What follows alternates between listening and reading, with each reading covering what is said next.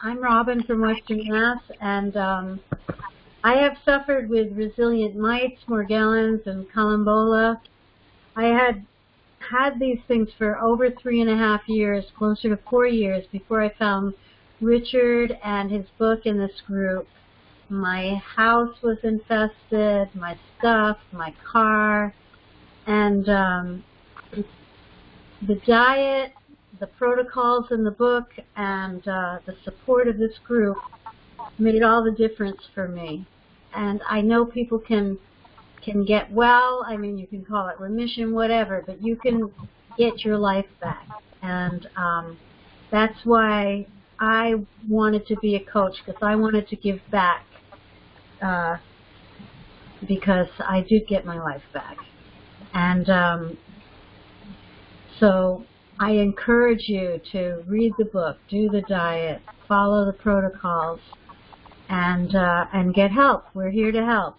Now, Richard he's in the 10th edition of this book. As I said before, we are his research team, and as more information comes to light, as scientists and doctors discover more validation for Morgellons and other skin parasites, it gets added into his book.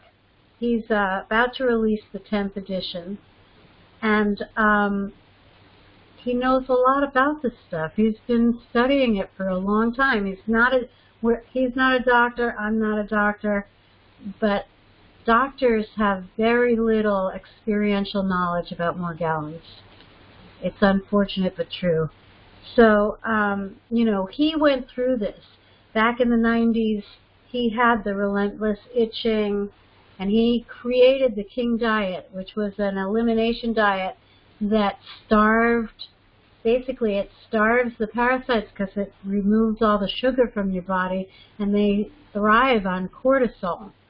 So, you know, he found this diet that worked, and then he found the baths. He started developing the protocols. He's available to answer questions. You can email him up to 3 questions a day. And he is on this call every week to answer more questions and to share information. So anyway, I'm really grateful for Richard. I'm grateful for this call.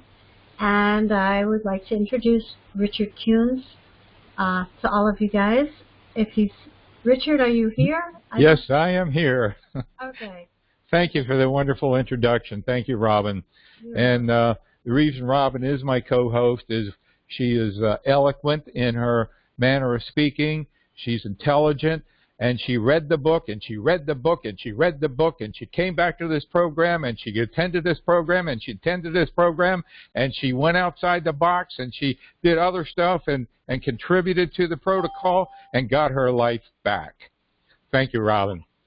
So the program is recorded on YouTube, will be available. Anybody is welcome. This is a working program for the people who are in my program. However, everybody and anybody is welcome to watch it and participate. Because it is a working program, if you're not on the diet or have not read the book, I only welcome you to respond to the misery it's brought to your life. I mean, I just had a lady text me and said her whole family hates her because of the misery she's brought to them, supposedly, okay? And it wrecks families, it wrecks lives, it leaves people destitute, it leaves people without income, people who had fantastic careers making millions of dollars or practically living out of a car. It can be terrible. Fortunately, none of that happened to me. Fortunately, I didn't die like I thought I would. Fortunately, I didn't commit suicide like I thought I might have done at some point. And so, as a living testament, I beat Columbola. I'm not telling you this to impress you, but to let you know my experience is broad in this area. It seems that every parasite known to man, as far as involving the skin, has crossed my skin and been on my skin and been a part of my skin. So that Columbola, Strongyloides ericalis, skin fungus, chronic Lyme disease almost killed me, and Morgellons. reared its ugly head in my life. So I've not in some ivory tower telling you what I think might work theoretically. I'm not giving you a theoretical diet. I am giving you a diet that took me 2 years, because if you're on this diet, it's phenomenal. Some people have claimed it to be a cure. It's not. It's not a cure. I tried it for 90 days straight, and stage 1, went off of it, did wonderful for 7 days, maybe 8 days, and thought, gee whiz, it is a cure. Fantastic. We got the cure. I did it. Only to be frothed with the parasites back in my life, trying to ruin my life once again. But every step back was a way to learn, a way to learn more about it. I've been reinfected several times. The first time I was reinfected, I thought, oh my God, my life is over. But then I stepped back. I had to let the anxiety go. I had to let the fear go. I had to step back from it for a while and say, all right, I've been here before. But the strange thing was the diet wasn't kicking in like it did before. In fact, Robin will share, it took her several months for the diet to kick in for her. And so I learned every time that, okay, the diet is not amazing. You just don't snap your fingers necessarily and have the diet kick in like it did the very first time for me. I guess I was lucky. Sometimes it takes a little bit of encouragement. In the many doctors I consulted, and some people have shared they've consulted as many as 20 doctors, I found one doctor who didn't call me a loony bin or suggest that I was suffering from delusions of parasites. One doctor who knew about a medication called ORAP, Primazod. And one doctor, he was a dermatologist, by the way, who generally knows the least about this. He knew that, and he was an old-timer. He retired a year or two after I met with him. And the irony was, after I went all around the county and seeing all the darn doctors that I could find, he was next door. He was my next-door neighbor. So he had learned and knew of a problem they had at a county fair where many people were infested by going into a tent from the straw, mites, an infestation of mites, and the medication that was used was ORAP, Primazod, and he prescribed that, and it's in my book. Last week we talked about it. For years we didn't know what the heck this medication had to do. Turns out the medication has an effect on dopamine levels. Turns out that parasites are addicted to dopamine. It turns out that parasites actually release an enzyme that creates more dopamine than your body needs. They feed themselves. So anyway, that allowed me to go to stage 2. Stage 2 was wonderful. Wow, a whole new world. I mean, you're only adding about 4 or 5 new foods, but amazing that how grateful it is to have these 4 or 5 new foods. They're fantastic. And, well, I was on stage 2 for about 10 years and never thought I would get out of stage 2. And through continually doing it, hey, today there's nothing I can't eat. So if anybody's on this diet thinking you're going to be restricted forever, time will bring you to normalcy. Complete normalcy. Yeah, I'm not going to go eat peanut butter every day. Definitely not. Well, before we get into this, the FDA requires me to inform everybody on this call that Robin, me, and Ethel, and Barbara, and any of our coaches, we're not medical doctors. None of us are medical doctors. Before, if you communicate with us, talk with us, before you start the diet, the King diet, or accept any of the recommendations in my protocol, you are to thoroughly discuss them with your doctor before you start them to make sure they don't interfere with any health problems you're presently experiencing. The AMA and FDA require me to tell you that we're not here to diagnose, we're not here to treat, mitigate, or cure any parasitic or skin disorder or disease. The purpose of the work that I do is to educate you in how to clean them out of your environment, clean them out of your skin, clean them out of your body, and then use the supplementation that are targeted. These supplements that are in my protocol are not just happenstance. They are targeted to build health and immune functioning so that you can totally get your life back. The subject of this morning's update, hopefully all of you have had an opportunity to read it, was internal parasites. We're focused on the skin parasites, and there's a whole world, and I hope that each of you got to look at the video of two doctors, a live question and answer about internal parasites. Now, a question is, do I have parasites? Well, how often have you gone to the doctor and gotten tests for determining whether or not you have whipworms, pinworms, or flatworms, or tapeworms? I doubt that. If there's 60 people on this call, which generally is a good number, I doubt that more than one of you have. Doctors, but if you'd have a dog or if you have a cat, hey, you probably had perhaps tests every year or two for these organisms. So why do they get them and we don't? Well, ding dong, we do get them. And if you listen to or watch that video, unequivocally, if you have a heartbeat, you've got internal parasites. Now, but why are we concerned about pinworms, whipworms, and these kind of things if we're dealing with skin parasites? Why are we concerned? Well, it doesn't seem to matter according to these doctors, and I have a tendency to agree with them. I absolutely do agree with them, because what they say makes a lot of sense. No matter what you're treating, the first thing you want to do is get the things out of your body that don't belong there. Whipworms don't belong in your body. Pinworms don't belong there. Get them out. They only complicate things. In fact, if you look at the symptoms of having internal parasites, one of the symptoms is skin issues. You see, they're in collusion. They got a thing going on. Internal, external, they got a thing going on. In fact, Strongyloides cervicalis is a parasite that has internal as well as external. And when we look at Morgellons and Columbella, from my experience, they are systemic as well. They affect your brain, they affect your teeth, they affect your liver, they affect every organ of your body.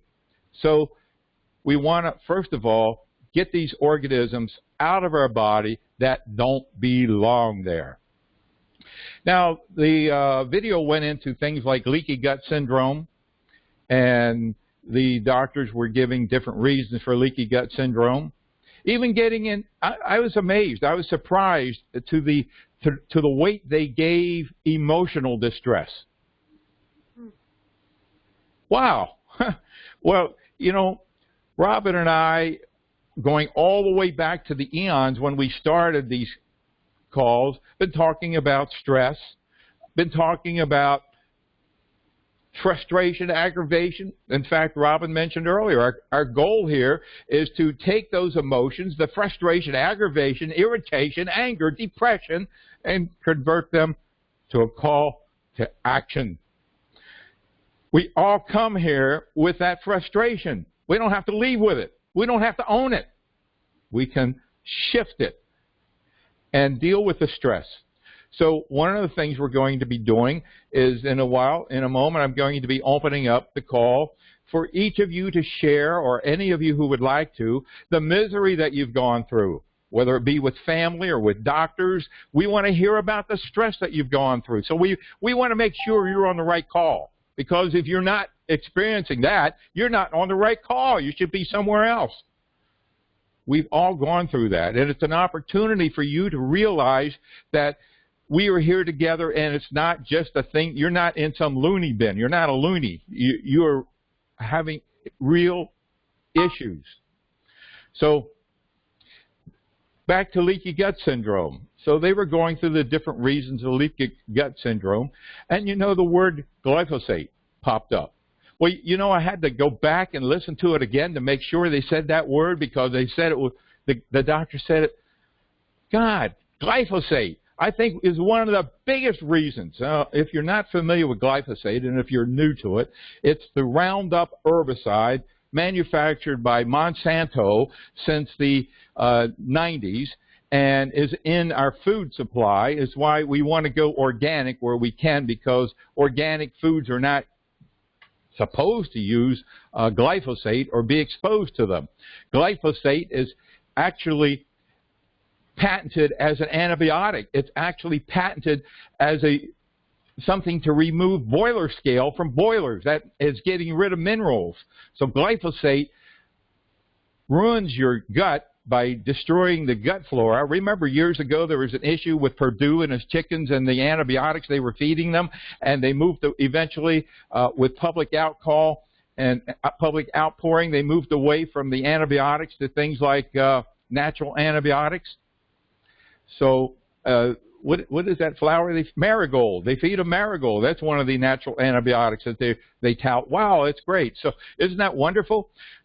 Well, we're still getting, if we're not eating organic, we're still getting the glyphosate that destroys the gut flora, that you destroy the gut flora, and before you know it, you've got leaky gut syndrome.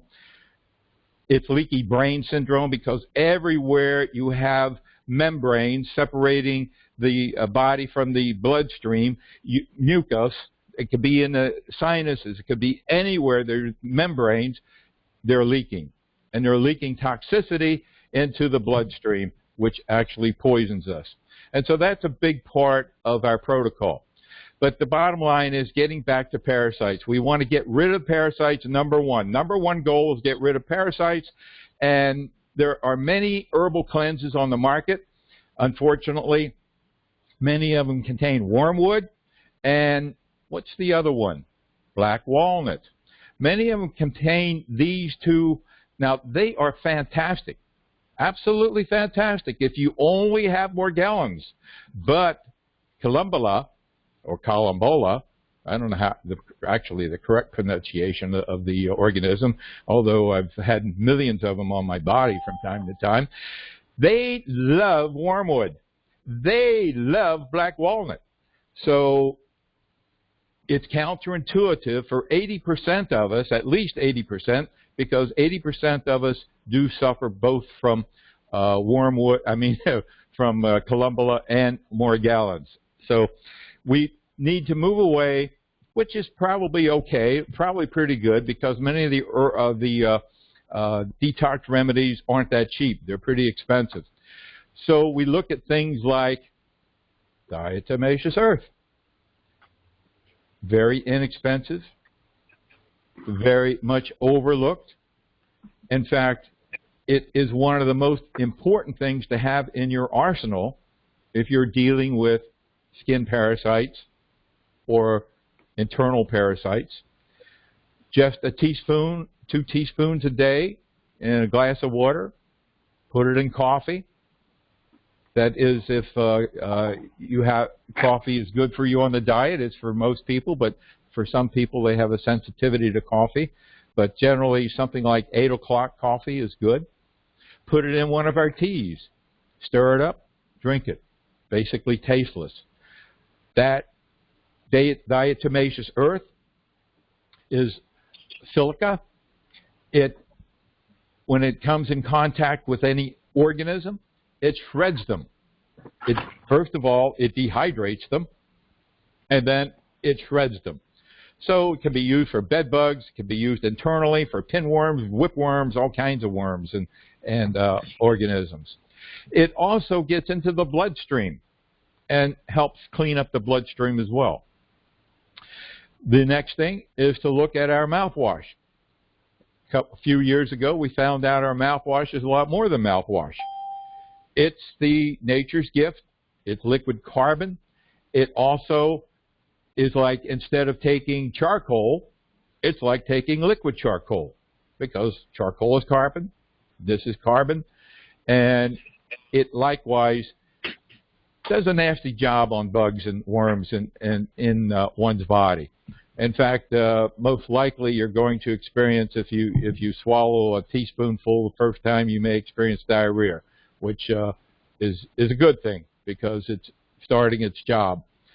And then the next thing is look into fenbendazole, because fenbendazole is also a wonderful medication. It's a pet medication, and it too, if you go to Wikipedia and look it up, it'll handle tapeworm, one specific type of tapeworm anyway. If you do suspect that you have tapeworms, there are tests that are available, and the update had instructions where to go to get those tests if you're concerned about tapeworm. So that is the basic thing to get the ball rolling to get rid of internal parasites. It's not that complicated. Now, the next thing you want to be aware of is when you start going after these worms, they start dying, and they start flooding your body. They start flooding your system. So you may want to go easy on the diatomaceous earth, and you may want to go easy on the mouthwash. And the fenbendazole you don't do every day. You do 3 days out of 4 is the kind of thing. I mean, 3 days out of 7 is what you do. And then last week we looked at dealing with detox reactions, because detox reactions can be dangerous. They can kill you if they are an extreme. So we looked at zeolite as a natural way of dealing with detox reactions. We also looked at the fact that detox reactions actually get into the cellular structure and mess up the mitochondria. And the way to deal with that is by taking enzymes and boosting amino acids. So that, and we also noticed that glyphosate inhibits the ability of the body to utilize all 21 amino acids. So we're only working on like 19 or 18 out of 21. So it's a good thing to boost amino acids and get them all. So that's the way we deal with internal parasites. And the other thing to do and realize is that when we're dealing with, now when we're talking about parasites, the ones that we're talking about right now are multi-celled organisms. And when we look at things like spirochetes and Lyme disease and amoebas and things like that, we're looking at single-cell organisms that actually sometimes can get into the our own cellular structure. And so if you look at the recommendations that we have, one of the things that the two doctors were talking about is how to deal with the toxicity in the body, because the toxicity doesn't belong there, and it feeds Lyme disease, and they had a whole routine about what they do to get rid of cellular toxicity. Wake up, smell the coffee, boost glutathione. Boost glutathione. Many people, many professionals don't know about Max1. They have no idea what it is. They haven't been introduced to it. So they go through all kinds of weird, strange ways of getting cellular toxicity out.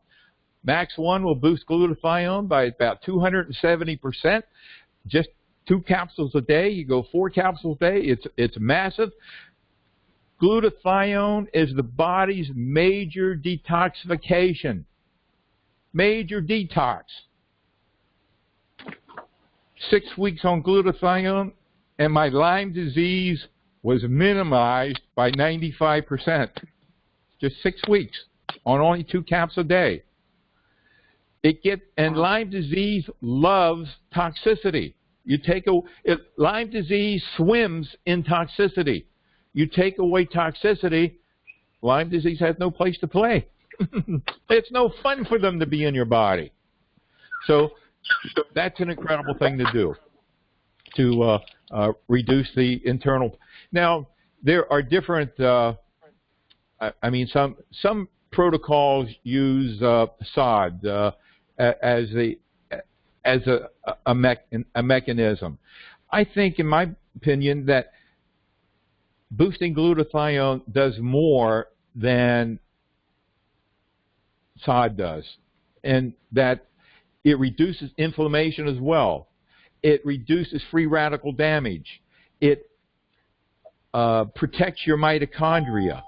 And Max Formula has also D-ribose, which is a natural sugar for the mitochondria, and the L-cysteine, which gets into the cellular structure. So it's even more powerful than taking glutathione pushes, which are glutathione shots that are administered into your bloodstream. So go for it. Okay, this is the part of the program where we turn over. We'll move away from the questions, specifically questions about the protocol, and solicit your experiences in the frustration and aggravation, and then we're going to look at one or two stress management techniques that you can use on a daily basis, many times during the day to manage the stress. So anyone like to share? There's some kind of background noise, a squeak, squeak. You hear that? Yeah, I do. I don't know what it is. I don't know. Coming from one of the last callers, I muted them. Okay, thank you, Chris. So if you've been muted, you've got some kind of background issue. You can hear us, but please check out and see what might be contributing to it. Sometimes people call in from what kind of number do they call in that doesn't give that causes the problem, Chris? Anonymous numbers. They call in from an anonymous number. So I don't know what that is, but if you know you have an anonymous number and you've been calling it in, disconnect, please, and call in from a real number, and then we won't have the background problem. So anyone like to share your experiences in dealing with these miserable organisms? Yep, I'm Jason. I'd like to share my experience. Please do. Going back like end of August, I live in an apartment complex. I'm a caretaker for my mom in New Jersey. We're in a 600 square foot studio. Outside is literally grass. And started getting bites on my face, thinking they were fleas, bed bugs, not really thinking this is like some type of, crazy thing where I have to call in, some type of unknown thing. Had exterminators come 3 times, been to 3 different dermatologists. Basically, I'm dealing with springtails or Columbia. Right. We actually caught them in thinking they were fleas. I bought these light traps you can get like at Home Depot. Placed them down. They were coming out of my bed. There was probably 60 to 100 of them that jumped into the light trap. So we identified the bug. Okay, no problem. It's a bug. They don't bite. You read you become obsessed with it. But sometimes it could be information overload, where you're obsessing over it, and then you become like brain fog, where you Google it and you keep trying to find a cure for it. Because I'm one for solving problems. I can't solve this problem. So we had the exterminators come. We identified the bug. I don't really see them in the light traps anymore. I believe my bed is infected with these, I'm going to call them springtails for layman, an easy way to name them. When I wake up, I have a face rash, kind of like little red, I don't know what they are. And dermatologists, I've been to 3 of them, and they just give me, cortisone ointment. It doesn't go away. It's something that, you get a bug bite, you go outside, you put something on it, it goes away. Or the body immune system will make, whatever your body does to make bites go away or injuries go away. These aren't going away, and it's very upsetting when I look every morning, and I tried, all thing I'm doing right now is trying to get relief so I don't have to wake up in the morning and see a new bite. And these bites add up to where, I had pretty decent skin as a man, a 54-year-old man, and you get a bite here, a bite there, a bite there, or it's a very odd bite. It's almost like they're eating the skin looking. And they take about 2 to 3 weeks to go away on their own, if they ever go away, right? I don't know if they have not gone away. They have not gone away. And I've Googled everything, and I hate when I hear people culture them and they feed them to their pets and they're lovely animals. And no, they bite. And you try to talk to an exterminator, I can't tell them. You feel kind of embarrassed saying, "Hey, listen, I'm getting bit by a springtail." They think you're crazy. I just say that I'm allergic to them, which maybe I am. I literally went outside just to see, where they're coming from. And there's a big, huge water pipe from the apartment complex. It's a huge complex. And there's an outlet of where, I guess, dishwasher, where this big water source right near our window. I actually asked for to move out of this apartment. Because I don't believe, you can keep, it's like a leaking faucet where it keeps leaking, but you're not fixing the leak, which is outside. That's where they're coming from. I believe. I don't know. Well, I just know I wake up every morning and I'm getting bitten up. My face right now, I'm talking to you, and some mornings it looks like the rash is going away, like bites, and then it just lights up. Well, there are about 6,000 different species of Columbella. There are about 40,000 species of mites. When it comes to Columbella, the entomologist will tell you that they do not have the mouth parts capable of biting. And there seem to be about 19 species that are reported to enjoy human flesh. And you happen to be around one of those. They do love moisture. They love water, or wherever anything is leaking, that's where they're going to congregate. Your first job is to get separation between you and them. I don't know how they're getting into your apartment, but you want to get them out of your bedding. You want to get them out of your clothing, and then I don't know if you started the diet, but by now they probably have become systemic, and the diet would be where you would want to go, number one. So there are basically three things you need to do simultaneously. It's like driving a car with 3 clutches instead of 1. Simultaneously, start the diet. Don't try it. Do it. And cross your fingers that it kicks in. If it doesn't kick in right away, start reading ingredients on everything you eat, even table salt. Some table salt has sugar in it. There's a reason why it's not kicking in. Figure it out. Find it. The second thing is to get them out of the environment. Chapter 3 of the book is about 60 pages long of different things to do, and different disinfectants. Ammonia is often the one that you start with. Some people don't like it because of the smell. They may be allergic to it. It is a neurotoxin, so you don't want to use a lot of it and be breathing it. Diatomaceous earth, spreading and spraying is fantastic. It will destroy them as well. Cover the box springs and your mattress with the bed bug cover. Launder your clothes every day, your bedding every day. Some people have to soak their laundry for maybe a day or a few hours in ammonia before they wash it, and then they wash it in ammonia. They may put in clove oil, they may put in borax, they may put in baking soda. Again, chapter 3 has many disinfectants that can be used in the laundry. The third thing to do is to bathe 3 times a day. Now, your focus is on your face, so you're going to be wanting to use creams, lotions that they don't like on your face, and you need to be doing them frequently.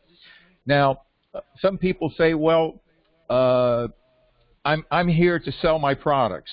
Well, the bottom line is, I got my life back, and I never even had any of my products at that time. So you don't need my products. I don't want to hear that you got to buy my products. My goal is to put everything easy at one place so you don't have to go to 15 different sites, put in 15 different passwords, and to order what you need. My goal is to reduce stress. So our products do work, but you don't have to use them. You can find other things, experiment with other stuff. And you need to apply whatever it is that you apply to your face frequently and often, every maybe 15 minutes. But it's important to get them out of the environment. There's ozone treatment that may be beneficial. There's in the book called a triple pesticide. It's a combination of Onslaught, Exponent, and IGR, 3 ingredients that go in to spray. But again, I think you pinpointed the source, and somehow that source has to be cleaned up. Where they're discharging that stuff, that area has to be decontaminated or moved, or you have to find another apartment. The good news is not everybody's susceptible to these organisms. You can have maybe 15 people out of 16 live in your apartment and not even notice it or be affected by it, but you are. Yeah. I mean, I did things in order where, you know, as I Googled, I found you. Thank God I found you. And I ordered, you know, I don't have a lot of money because I'm a caretaker. I take care of my mom. That's my full-time job. I don't get paid. So the first thing I bought was cedarwood oil from some company, cedar, I don't know, whatever it's called. Sprayed around just like it would a pesticide. It's very oily. Maybe they changed the ingredient or something. That cedar side? You bought cedar side? It's cedar side, but it's not just cedar oil. It's got other crap in it, like mineral oil and other domestic earths and other stuff that they incorporated to spray. And I sprayed my bed. I ran out very quickly. Got one of those pump sprayer things for the inside, and I ran out. And they were a very good company. They sent me a whole free 32-ounce, another bottle. But I've been doing laundry like every day. You know, it gets tiresome when you're like, you know, laundry isn't free here. So I'm spending $5 a day, quarters, doing the bedding, doing the wash. The ammonia, I like the idea. I was using Clorox bleach. The ammonia is very good. It's very strong. That's the only problem with using ammonia. I can't use rubbing alcohol because you can't find it anywhere because of the COVID. You go to every store, at least in New Jersey. Let me say one thing. You can be doing all these things that you're talking about, but unless you're on the diet, you are still a walking, talking, breathing machine, and whatever you clean up, you're going to recontaminate simply by being in touch with it. I totally agree. The diet reminds me a lot of, I don't know if you ever heard of the Atkins diet. Oh, yes, I'm very familiar with the Atkins diet. This diet has no theory. It's simply a matter of 2 years of my life recording what I reacted to and what I didn't react to. So I don't claim it to be healthy, although it is very healthy. It can be very unhealthy if all you eat is hamburger meat. And sure. I just know for me, because, you know, the lockdown here in New Jersey, my diet, you know, I used to exercise and eat, you know, protein shakes with blueberry, just a very cleaner diet. Now it's just, who cares? I'll eat crackers and cookies and, you know, tons of sugar, tons of carbs. I believe that definitely contributed to my attractiveness to this bug. And I do feel them in my hair. I don't know if they're coming like at night through my hair to my face, which it can be. I wash my hair twice a day now. I don't know what to put in my hair. I know that the soap that you sell, you can put in your hair. I've been putting vinegar, you know, white vinegar in my hair, but I feel like a little crawling sensation in my hair that you can't see. It's like, and that you can't tell that to anybody. Oh, you know, you have, you know, lice, you have scabies. You know, they don't know. I really don't know what to put in my hair. I wash my hair every day. In the book is a complete protocol for hair. You can use you got to treat your head sort of like you'd skin in a bathtub. It's got to be exposed on a regular basis frequently for long term. So you can take the shampoo, you can add Super MSM gel, you can add some peppermint, some of Claudia's Dream Cream, make up your own mixture, apply your head, put a skull cap on to keep it wet and moist, and sleep in it. And then do that as frequently as you can during the day to keep your scalp and keep those organisms exposed to it so it suffocates them or cleans them. You want to say something, Robin? Yeah, I did. Thanks. I want to say a couple of things. You know, in Europe, they recognize that springtails can infest people. It's only in America that they don't recognize it. But if your bed is infested, you know how small these things are, and it's not just a cover. It's a heavy vinyl zippered cover that completely encases the mattress and one for the box spring, because it doesn't matter what you do. If your bed's infested, you're just going to keep getting reinfested, and you need to stop it.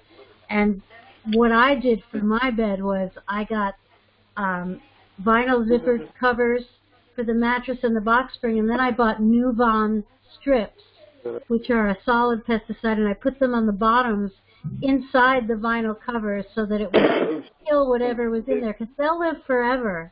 I mean, they don't die. You know, when barns used to be infested in the Midwest with springtails, they would just burn it down because there was no way to get rid of them. So I really strongly recommend the vinyl heavy vinyl zipper cover with Nuvon. Yeah, I had the heavy vinyl zipper. that I bought from one of the stores here, and on top of that, I bought another thing that goes over that, so it's almost like two and a half or one and a half. Right, but if it isn't vinyl, they're just going to infest whatever you put over it. I think the bed is it's one of those beds that are like fancy that my mother got from my sister. That's very clothy. The actual bed has got a headboard with cloth.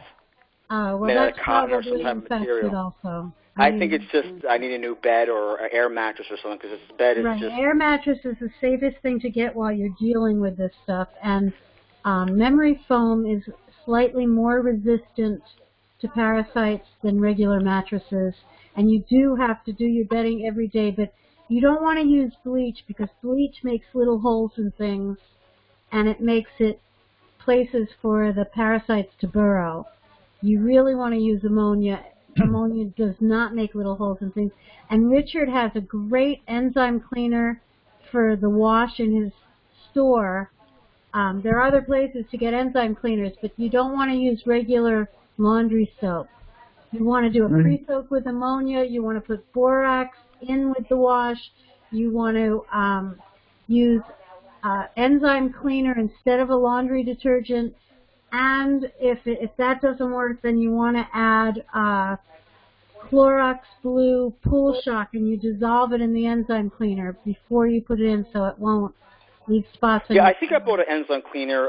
It's called Clean Green. It's like there's different products that I have protocol for. I tried it. And then in the dryer, you want to dry it for at least an hour. Yep. You can go longer, and you want to take either dryer sheets or a sock or something and soak it in ammonia and throw that in the dryer with the stuff you're drying, or spray it with peppermint oil or another antiseptic oil while you're drying. And then after you dry it, you need to put it in an airtight container, either a Ziploc bag or something, so they don't get reinfested, because if you wash your clothes and you just put them back in a drawer or hang up in the closet, they're just going to get reinfested again. You need to start isolating stuff until you're. How do I tonight when I go to bed I even put Band-Aids on my face where the rashes or the bites are. That didn't even help. Right. Well, you want to if you're using Band-Aids, what you want to do is you would want to put a drop of the Nature's Gift in on the pad and then put it on your face. Right. Yeah, that's a great idea. I just don't have Nature's Gift at this moment. I don't have I found different things at different weeks of going on to this thing. So first thing I found was the cedarwood. Email me. You might qualify for our discount store where you'll get a discount on it, a significant discount. Is that how you find out that you have columbella? By putting that stuff on your face? How do you diagnose that you have columbella? I thought I did. Now well, there is actually no diagnostic tool to tell you that you have columbella. I go by my experience and the experience of many people I've worked with. I know for me and many people, they feel like if you have columbella, I don't know if you've ever had an infestation of fleas, but they jump up from the floor onto your ankles and your lower legs. That's not what happens. They're very visible because they're little black specks. Only thing is columbella is not visible. So that is one thing that will tell you that it's most likely columbella. The other characteristic is around your eyes. You get a crusty feeling around your eyelids and eyelashes. That is an indication of columbella.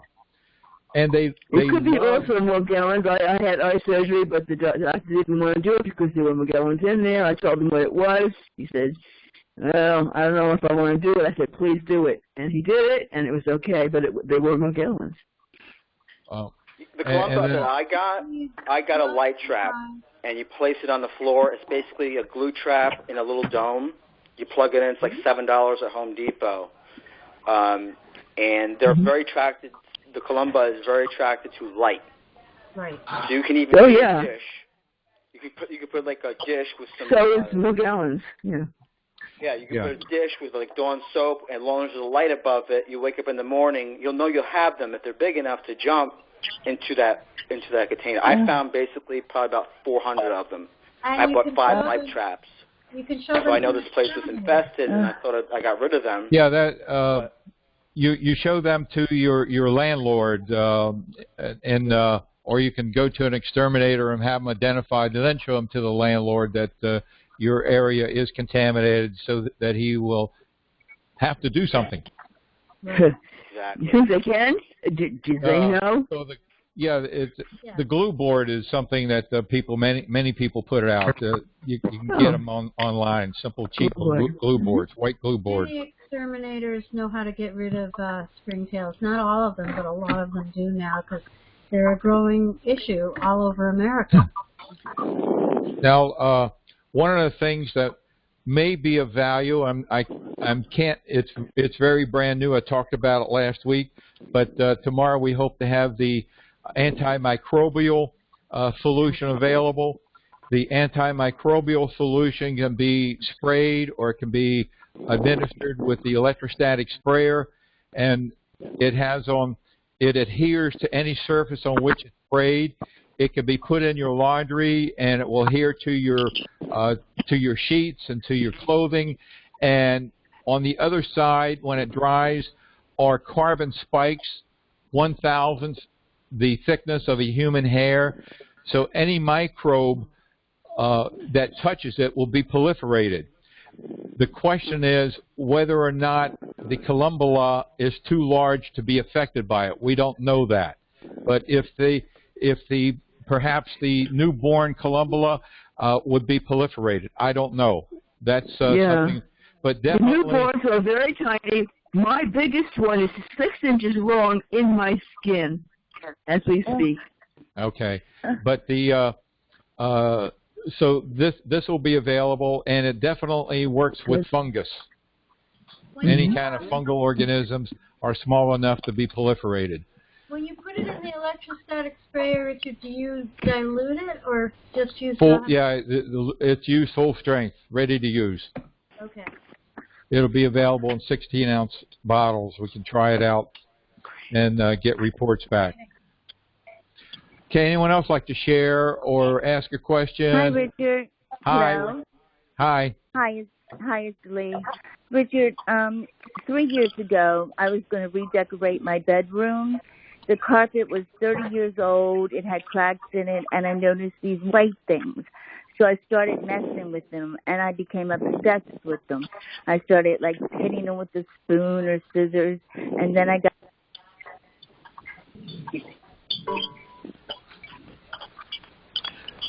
We lost you. I had swelling. I had bruises that appear out of nowhere on my hands or my legs. I went to the doctors. They said, oh, you hit your hand. There are no black things. I have black things coming out of my cuticles. If I don't clean my fingernails, the white part of the cuticle at the top will get so thick and sandy. Everything I touch just about is sandy. I have had, I've lost my eyesight. They've got in my eyes for 4 days. I've had the black things are over top of my eyelids. They wrinkle up my skin. They have peeled my skin, my arms to look like, which the doctors call dermatitis. They don't go so much for blood, but they go for skin. And I just, I've been living like this for 3 years, and then my husband started to believe all these quacks, telling them that I don't have this parasite. Sorry. Yeah, it's fine. But I've had them in my belly. These black things are constantly around me, and wherever I sit in the living room, the white things will pop up. I've had exterminators come out and tell me it's debris, that's just cloth, that's just, they just don't believe me. And I've been to them just recently, and they've the dermatologist there said, well, you don't look infested by looking at it. But she took a blood test, and she took pictures, and she said, I don't see where you're infested. So then I go to, but I have a hemoglobin problem. It has messed up my mast cells. And now, they stick down like lymph some nodules, but they're so small they can't biopsy. But like I said, I had breast cancer 7 years ago, and I survived that. But this is just too hard for me. It's just way too hard. Obviously. I just want to give up so bad. I really want to give up. I really do. Ma'am, if you knew someone who had access to a frequency machine, they could diagnose what you have. We're not, excuse me, we're not giving advice. What you can do is get each other's phone numbers later on when we come to the buddy system. Remember the lady's name. She'll send her name to the buddy, our buddy, and our buddy coach, and you can send your name and you can crosstalk that way. You can share your personal experience because Robin is looking into the spooky machine and the frequencies, and this is all part of the things that we're looking into and using right now. And it's very valuable information. Yes, so but you'd like to speak from your experience? What is the bruising and the black? I've taken black skin, put on soap, went to a dermatologist, and she said, I don't see anything. They've come right off of my skin. And she said, you I don't see anything. Richard, can I say something? Well, what you're experiencing is typical, the typical run-of-the-mill that you're going to get from the medical community at this time. It's unfortunate. And that's what we're about here. We're about the education of the reality that these things exist. We're about what to do, and we're looking into the various sciences that help us out. Robin, you want to share your experience with Spooky? Oh, sure.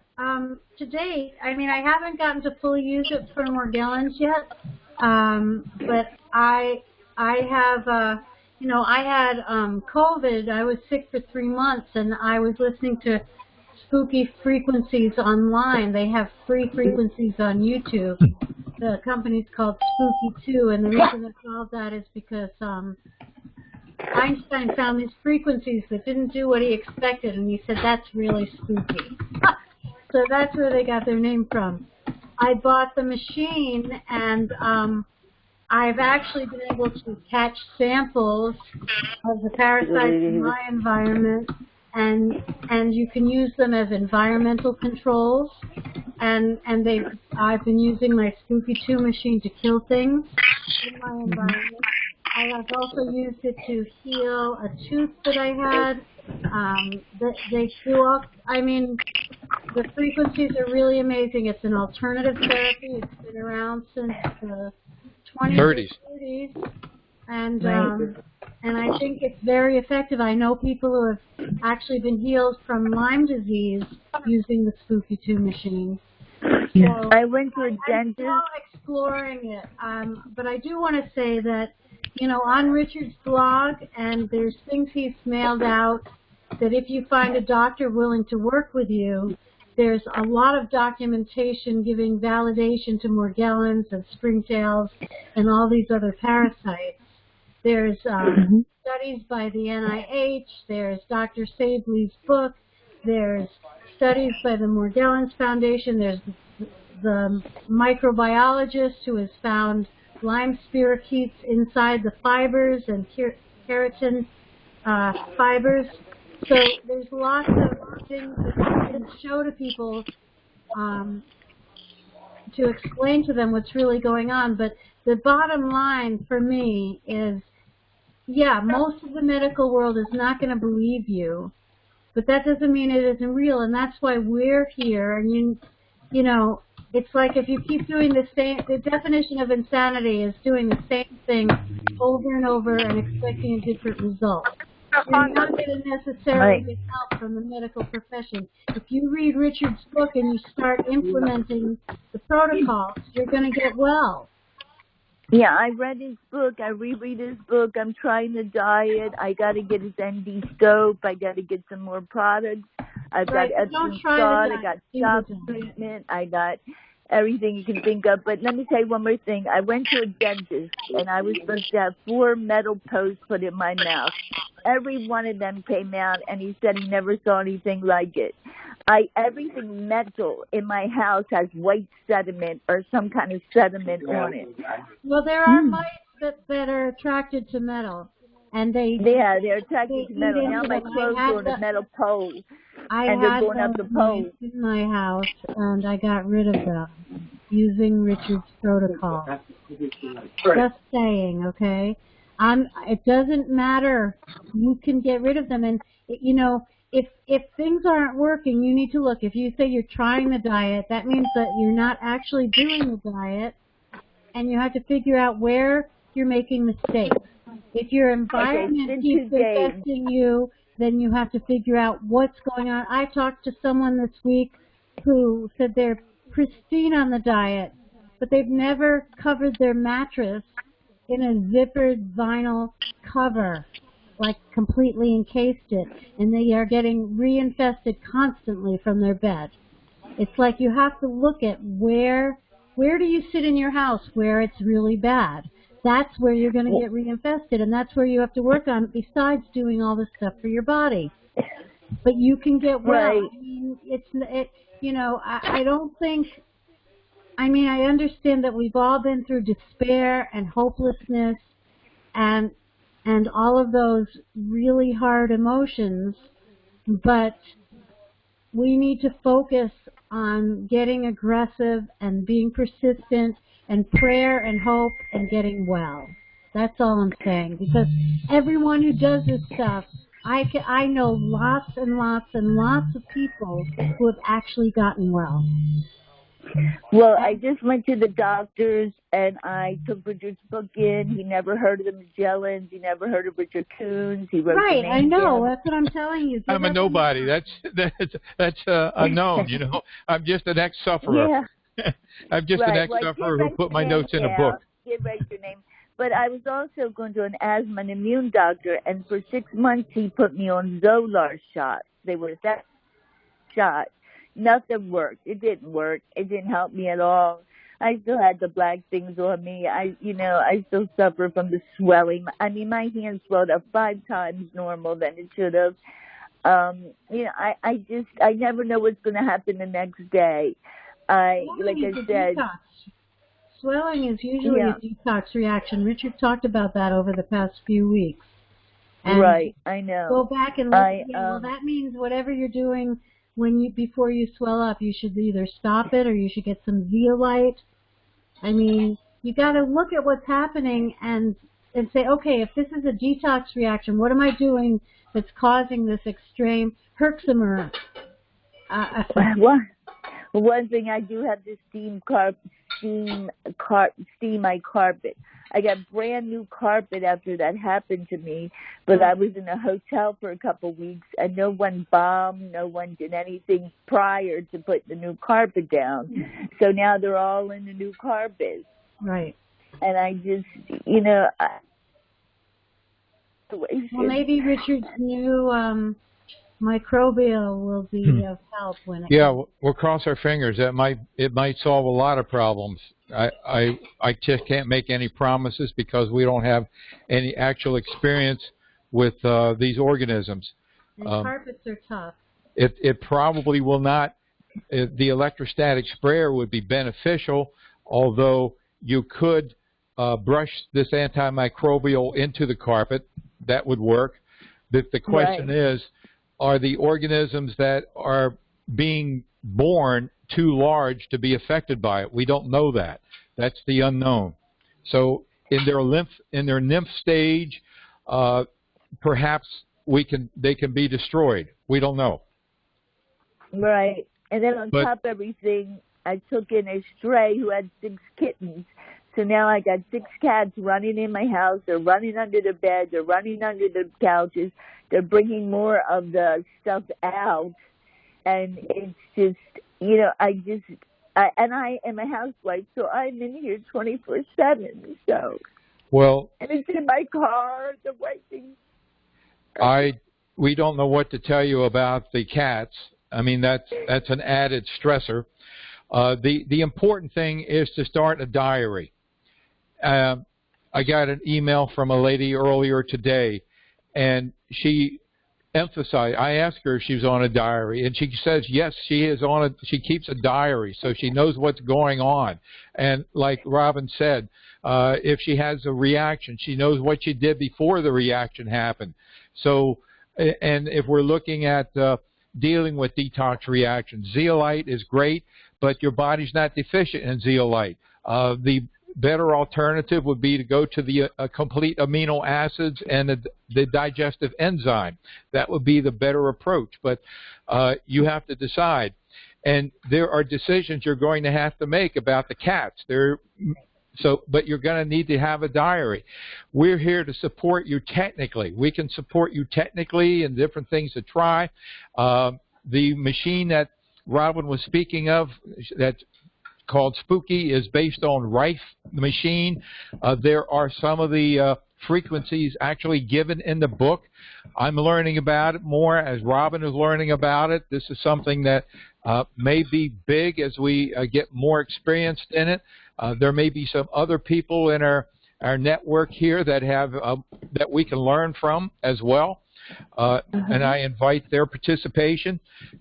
We have a monstrous problem to deal with, and we are progressing. We're getting there.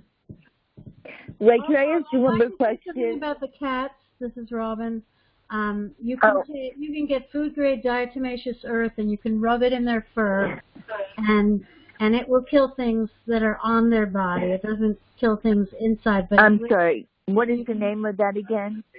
Food grade diatomaceous earth. Yes. You can put it in their sleeping area on any place where they sleep, and you rub it in, and that will help. I mean, there are medicines, just like we take Lufeneron, which is available from the doctor in Texas. There's Program for pets, which you put on a cat's food once a month, and it kills the adults in their body. And there is Seresto collars, which they wear and you change once every 8 months, and it kills stuff on the outside as well as the diatomaceous earth. There's flea dips that you can give them using Adam's pyrethrin flea dip. You can try the sulfur dip, which did not work for me, but the Adam's pyrethrin flea dip for dogs and cats did. I have a theory. Right here. This is my cat Tiger. If for those of you who can see, I give him a flea dip every 2 to 3 weeks, and he is totally clear and happy. I have a theory about cats and Morgellons. There's plenty of dogs and cats that get Morgellons, and fleas are vectors for them. So, well, they've never been outside, and yeah, well, I know what fleas are. They can catch it from you. I'd like to speak. I have a theory about cats and Morgellons.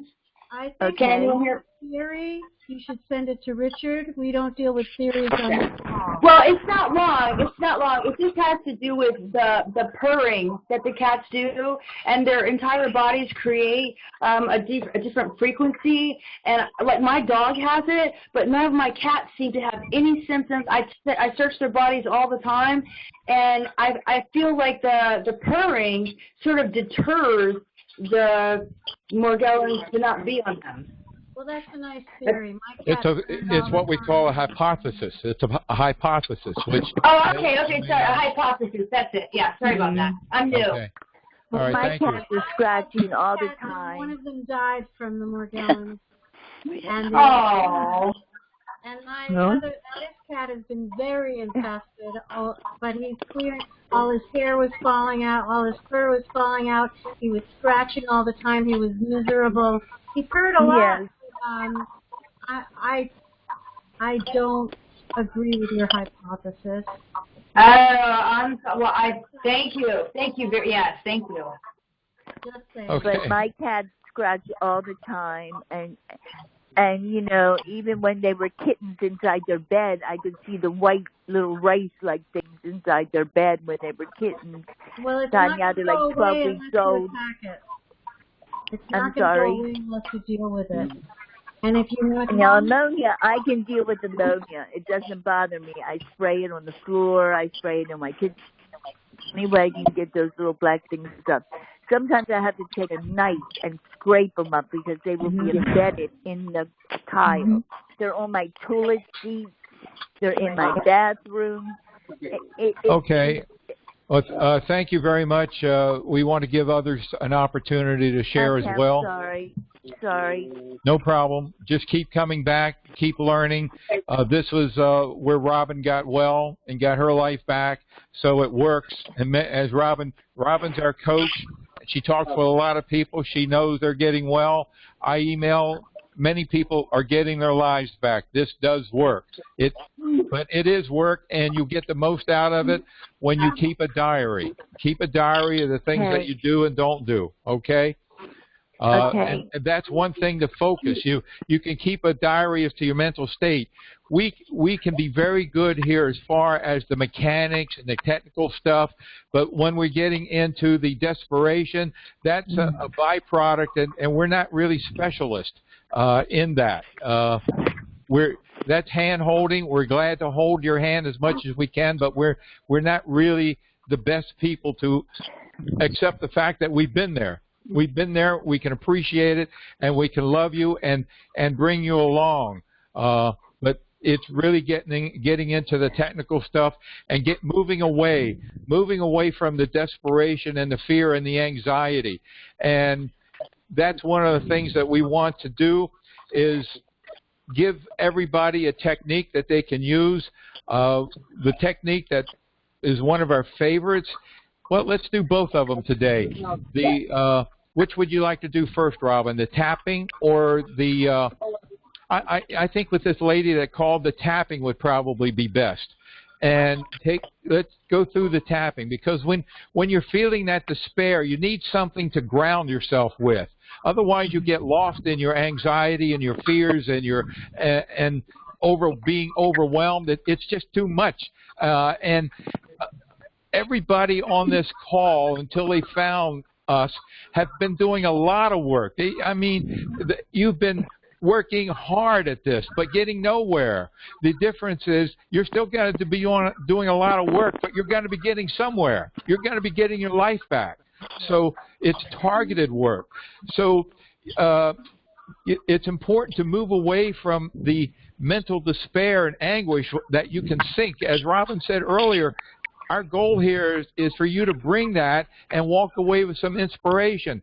And a definite tool that will help you and help everybody here is that when you catch yourself in the middle of this desperation, sit down and go through this tapping exercise.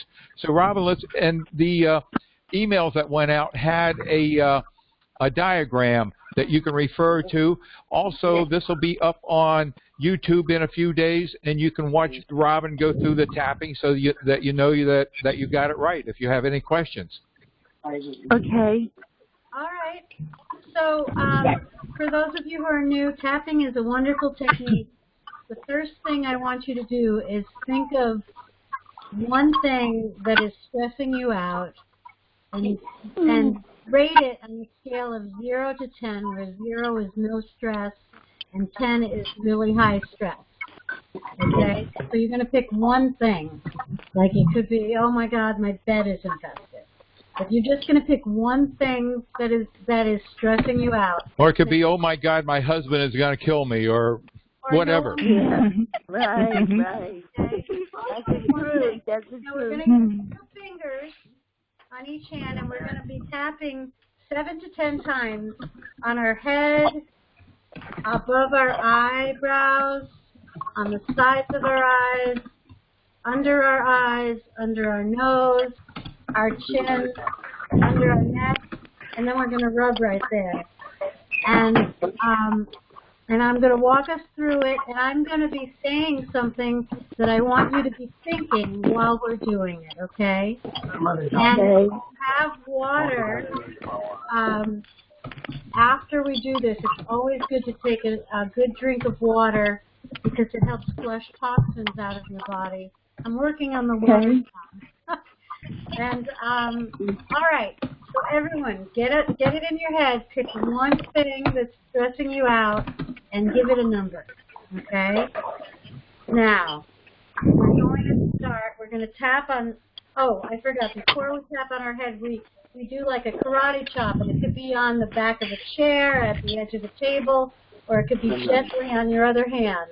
And we're going to start with the karate chop, and I want you to gently karate chop, and I want you to think, this situation stinks, but I'm going to love and respect myself.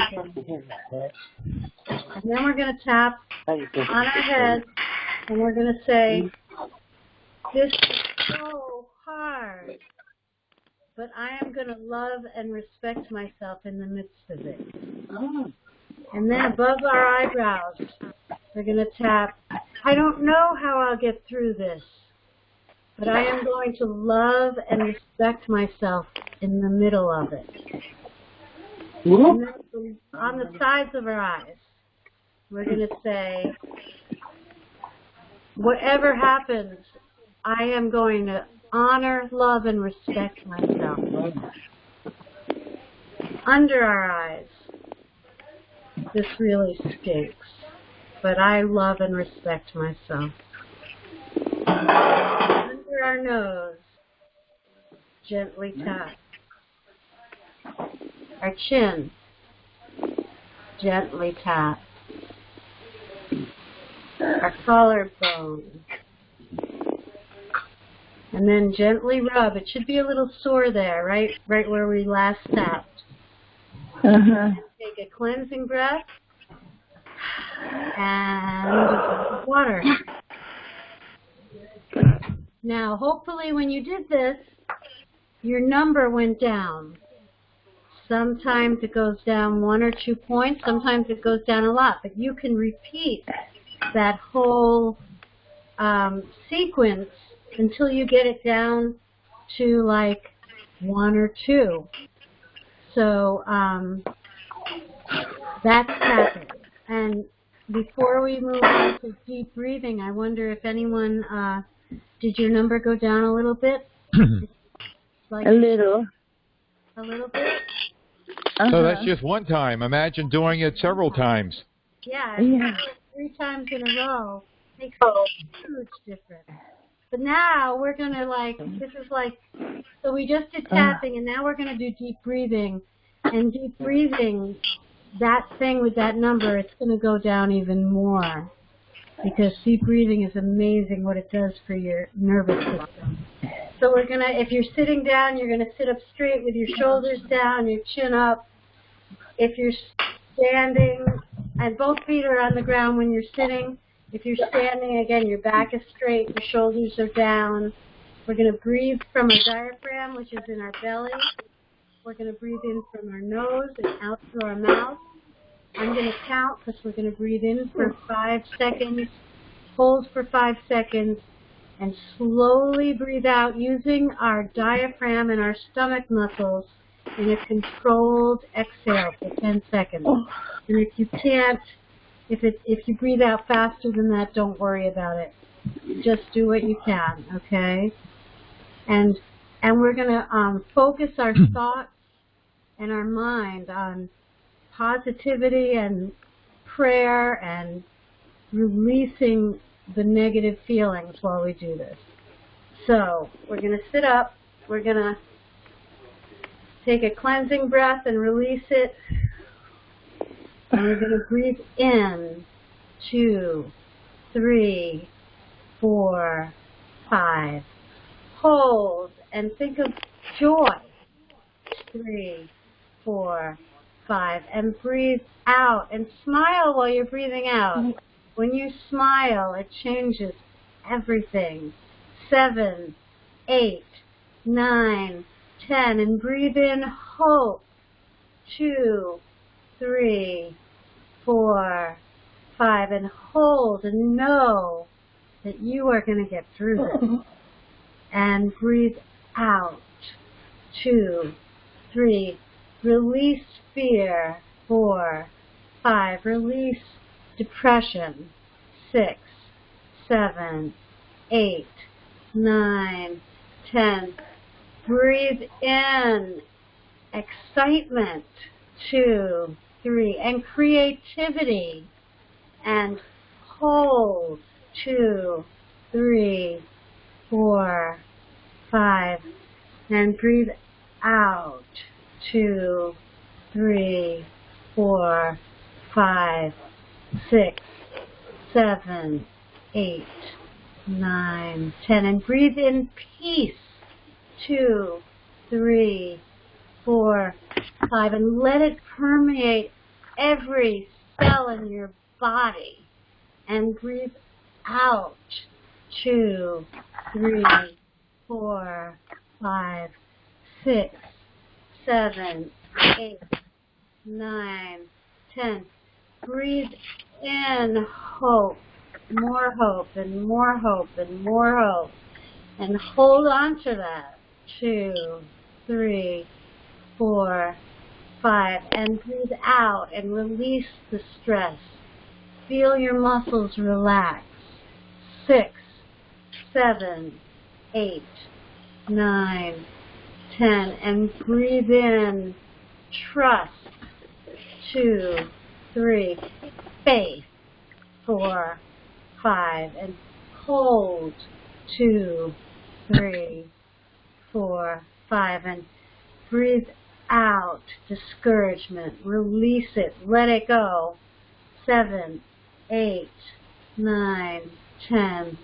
And breathe in and imagine all those teeny tiny things. 7, 9, hold, being exploded into nothingness. 2, 3, 4, 5. Breathe out. 2, 3, 4, 5, 6, 7, 8, 9, 10. One more. Breathe in all those good things. 2, dreams that you want to fulfill. And hold. 2, 3, 4, 5. And relax and slowly breathe out. 2, 3, 4, 5, 6, 7, 8, 9, 10. And have another sip of water.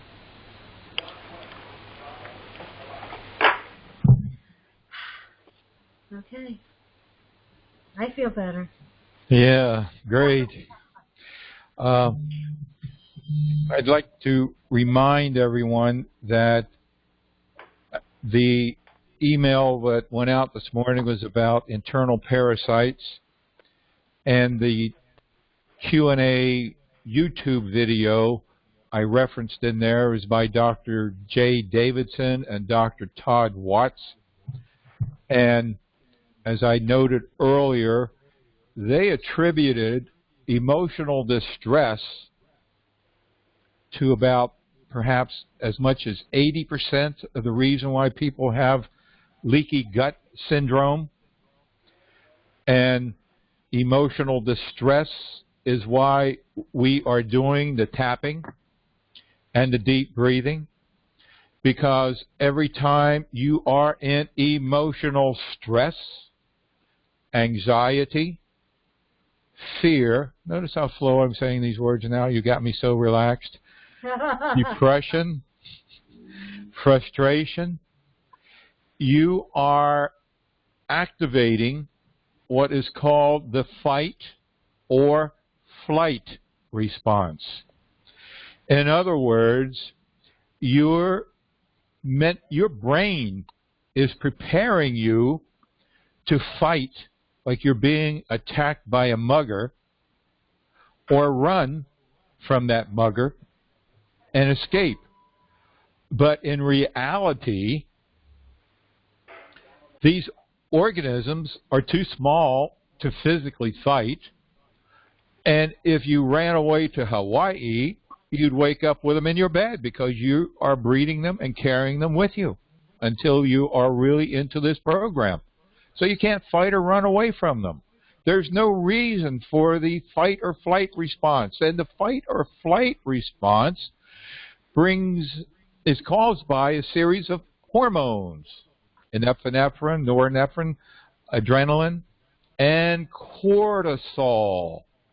Now, cortisol is the biggie because it releases blood sugar. It gets your body, the blood sugar is what is going to fuel your fight or your run. Without blood sugar, you won't be able to run very far or fight very long. But you don't need blood sugar, right? You don't need to fight anything. So by noticing and recognizing and keeping a diary and stepping back when you feel this despair, when you feel I can't go on any longer, when you feel that I'll never solve this problem. I mean, I've worked with people that when they went through their experience and told me their story, I thought, well, there's no way in hell they're going to get better. I mean, because they can't move and they can't. And guess what? They figured it out. They figured it out. Because the other thing that happens when you're stressed out, your IQ goes to the bottom. And if your IQ is tanked, where is your creativity? That's right. It's zippo, zero, gone, vacation, and you're not enjoying it. It's a vacation that you're not enjoying. So this is why it's important. You're not going to hear anybody on the radio saying, did you remember to do your deep breathing today? Not once, twice, or 3 times, but 10 times. No, you're not going to hear that. It's up to you. So Robin and I have given you a car. You can continue walking if you want and spend hours getting wherever you want, or you can drive the car, get there a lot faster, and feel better when you get there. So when you do feel that despair, or if you're driving and you come to a stoplight and you're a little antsy because you're going to be maybe a few minutes, it's going to take another couple of minutes, stop and do your deep breathing. Now, one word of caution: if any of you suffer from panic and anxiety attacks, stay away from the deep breathing. The deep breathing is not the technique to use. Instead, stop and you get your radio on, you're listening to some music, and tune into that music to see if you can identify all the instruments that are playing. It's a different form of relaxation. You see, deep breathing is internal focus. And internal focus works in every type of stress disorder except for panic and anxiety. Panic and anxiety, internal focus drives people nuts. So we use external focus for them.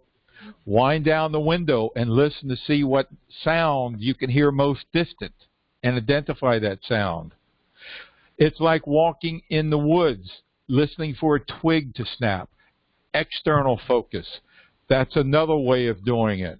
So if deep breathing isn't your thing, then listen for the sounds that are most distant. Or look for something that you can see most distant. You can use your visual sense and look and see the most furthest you can see, and if you can identify what that is. So do either, both, do the tapping. That's what these tools are for, and that's why we're here. Okay, anyone like to share your experiences with the tapping and the deep breathing? And those of you that have been with us before and have come back and have practiced it? This is Kim from Florida. Hi, Kim. Hi.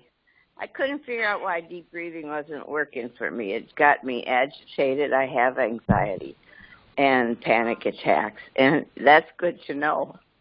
There you go. So thank you. Thank you. You're welcome. Thank you. Now, if you want to go to one of my websites, it's called Panic Busters, panicbusters.com. I have a complete technique in dealing with agoraphobia and panic disorders. It's phenomenal. Okay? Thank you. You're welcome. Anyone else like to share? Richard, Yes, can I share something about intestinal parasites? surely. Your experience. Who is it? Okay, my experience. I didn't have any idea that I had a problem, but I heard about a product called Mimosa pudica seed, and so I gave it a try. And that's take 2 in the morning on an empty stomach and 2 in the evening on an empty stomach, and I can't believe what I am expelling from my body. Yes, every one of us have them. That is a fact. We have internal parasites. There are many things on the market that I can't comment on because I don't know what the ingredients are. So, I recommend going our approach, but you found another answer. You mentioned Dr. J and Dr. Todd. Yes. It's something that they promote. Right, okay. It's great. I'm going to send you in. Okay, anyone else like to share? Thank you for sharing that. Thank you. Mm-hmm. Anyone else like to share your experience with the deep breathing or the tapping? Yes. Can you hear me? Yes, I can. Okay. This is Lynn from California, and I have been doing it all morning. That's great. Great. Well, I'm so itchy that I can't stand it, and it's either breathe or die, actually. Anyway, I'm going to get better because I'm listening to you guys, so keep at it. I love you both. Thank you. We love you too. Keep coming back. I love you. Thank you. You're welcome. Anyone else like to share or ask a question about the deep breathing or the misery that you've gone through? We're not here as a pity party, but it's important to get it out and not to keep, if you keep it in, it's just going to swamp you. The idea is to get it out in some purview. If you can't talk to it, if you can't talk to your friends or relatives about it, because it's so isolating. This disease is so isolating. Anyone else like to share? Sure. I'd like to. Yes. My name's Betty. It destroyed my family, and I see others that have it, but they're in denial, but you know the telltale signs. My sister lost her eyebrows. Of course, she had all the symptoms before I did. But anyway, so now they don't hear anything about it, and they think you're a quack because, and I'm following it, and I'm feeling so much better. Oh my gosh.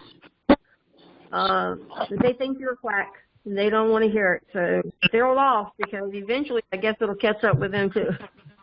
Well, I don't know about that, but the good news is you're progressing. And it is unfortunate. The lady shared earlier that her husband listens to the doctor. The doctor says she has nothing, so that therefore the husband thinks the doctor's right, and she has nothing. I mean, it's terrible. And Sandra, one of our coaches, was committed several times to the psych ward against her will because of this kind of ignorance. That's where I was headed. It was really bad. And it's just sad, that you have to, they are basically making you live in hell. Yeah. Because they won't do the work. They can't, you just want to wish them just 15 minutes of this hell. Just 15 minutes. Yeah, and I have to hold myself back because I know the Lord wouldn't want me to do that, but sometimes you think it. Yeah, I took an infected towel with me to the dermatologist and asked him to wipe his face with it. He refused. Yep. I just told him I just rubbed it on my face. That's all. Just rub it against. You don't think I have something? Right. He wouldn't do it. And that's kind of our first time taking. You know, you really don't think it's, take my hand. They won't even take your hand. Yeah, I know. Of course, they all wear rubber gloves now because of COVID, but they wore rubber gloves back This then, was too. before COVID. You know, I mean, once he saw what I was going through, he wouldn't shake my hand anymore. Nope. He won't touch my phone, you know. Well, like crazy. the problem is they don't say, I don't know enough, I don't have enough experience, we haven't been trained in this. Instead, they call you delusional. That's the problem. They're not upfront. And then it goes on your record who doctor you see after that. Oh, I don't know. And if you get anybody to read my book, you're lucky. You're better off giving them Dr. Saverly's book because she's medically oriented with medical training. Anyone else like to share or ask a question?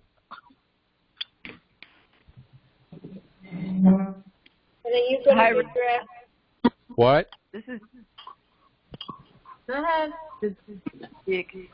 Go ahead. Go ahead.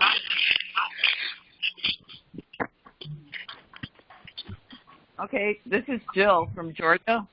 Yes, Jill. And first of all, I'd like to say thanks, Robin, for the awesome relaxation. It's like a drug. It's like a drug. Wow. Nothing like that. I'm glad. I just wanted to throw this out there real quick. I was having a lot of trouble with mites in my feet, and I started wearing flip-flops in the shower. And also, we talk about our environment clean, and it dawned on me a little while ago that you really have to clean your shower walls too. Absolutely. Because we don't use, at least I know I didn't think about that very until I started cleaning them, and then I saw it all come off. And that was pretty scary. Everything that is within about 8 to 10 inches of where your body is can be infested. So if you're standing at a counter, that whole area is going to be infested. The area under the counter where your foot goes is going to be infested. Around the toilet, in the shower, everything is important to be disinfected and treated. And lastly, I'd like to just add something that's a little bit funny.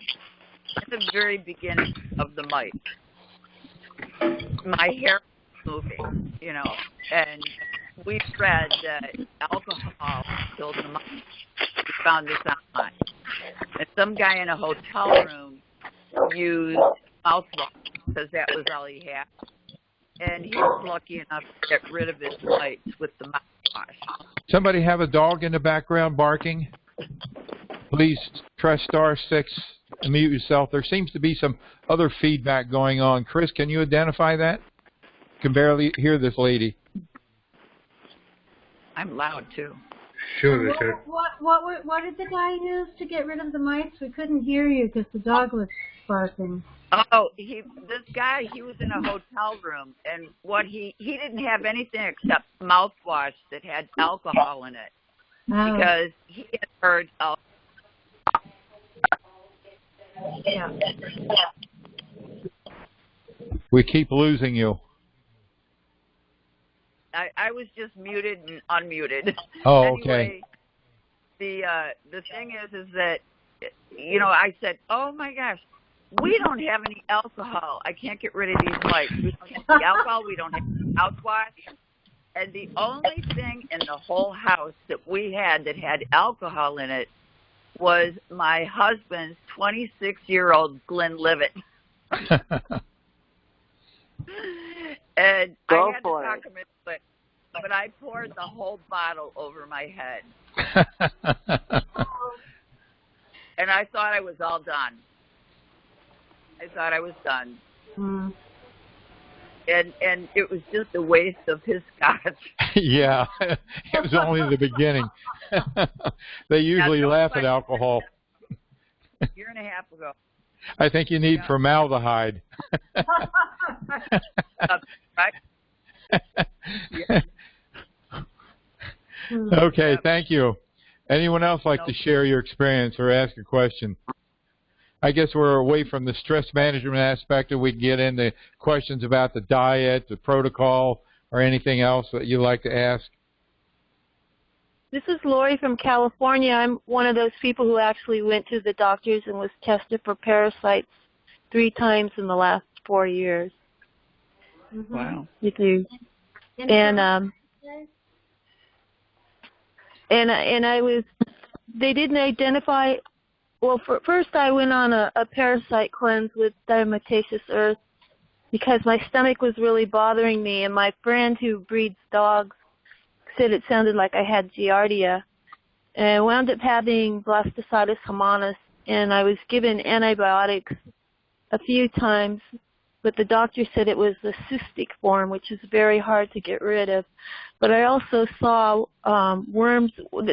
On the diagnostic, they said parasites, meaning I don't know what kind of worms they were, but I saw them in the toilet bowl.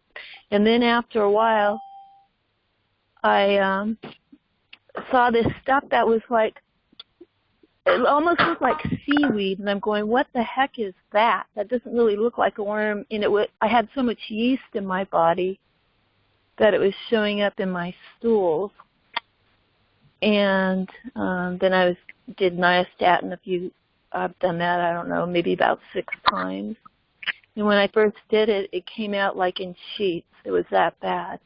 And it's gotten gradually better, but I do a parasite cleanse periodically.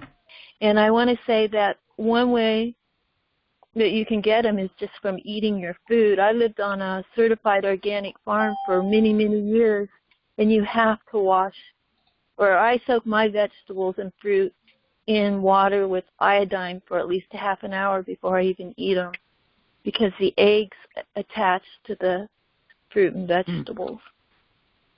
That's true. If you swallow the eggs, you're just going to keep getting a reinfestation. And I have dramatically reduced that. So I am taking the DE right now, and I'm giving it to my dogs as well, and my chickens. Thank you. Absolutely. Food is a great source, as I noted in the update. Walking barefoot outside, what you eat. Another option would be to use ozone, to bubble ozone in your, before you, if you're eating salads and things like that, I fill a sink with water and I put the ozone bubbler in there, and I put in the salads that I'm going to eat. That's an option for, about 10 or 15 minutes. You can soak things in white vinegar for like 10 minutes and then rinse them off. Does wash work? Now, it worked for parasites. It used to work for insecticides, but today they don't put the insecticides on the food. They put it in the food with Monsanto's GMO, so that's why you want to eat organic. Stay away from that junk. If you eat organic, which I do, will the produce wash work? In terms of the parasite, sure. The vinegar or the iodine or ozone and anything of that nature will work. I like ozone because I got the machine there and I just hook it up and the bubbler goes away. I don't have to get any vinegar or use up anything like that, or it's a convenience thing for me. That must be something different than a regular ozone machine. Well, right? it's a unit that pumps the ozone out in a little tube to a bubbler, and you put the bubbler in the bottom of the water, and it bubbles ozone into the water. It saturates the water with ozone. It's not like our unit in the store that blows it out in the air. Wow. Do you sell that bubbler? No, I don't. You can get them on eBay. What is it called? I don't know. Just look up ozone machine. Put in ozone machine. Or ozone bubbler, right? Maybe, yeah. just see what you get, and then narrow the search. Okay. Okay, anyone else like to share or ask a question?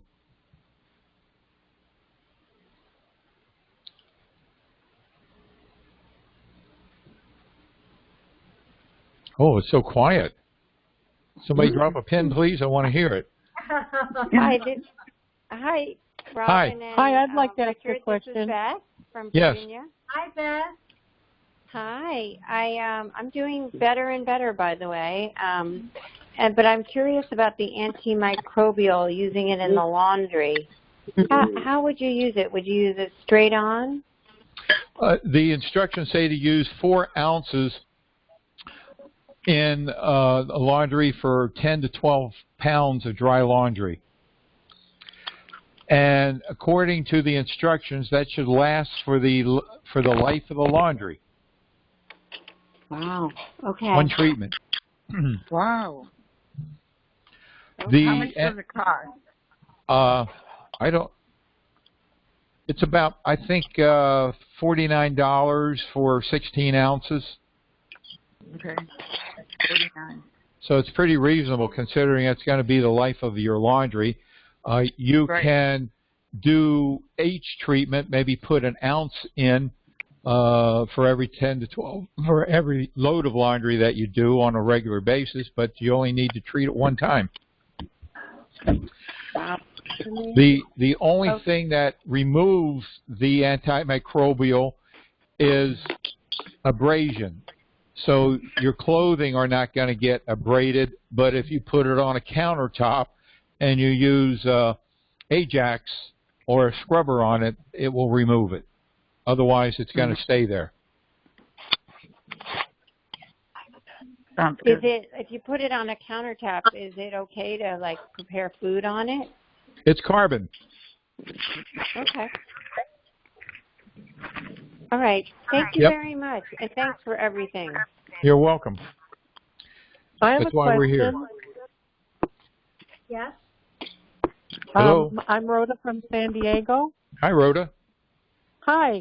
My husband and my daughter have, their hair is turning very thin and it gets frizzy and breaks off. That's obviously those fibers.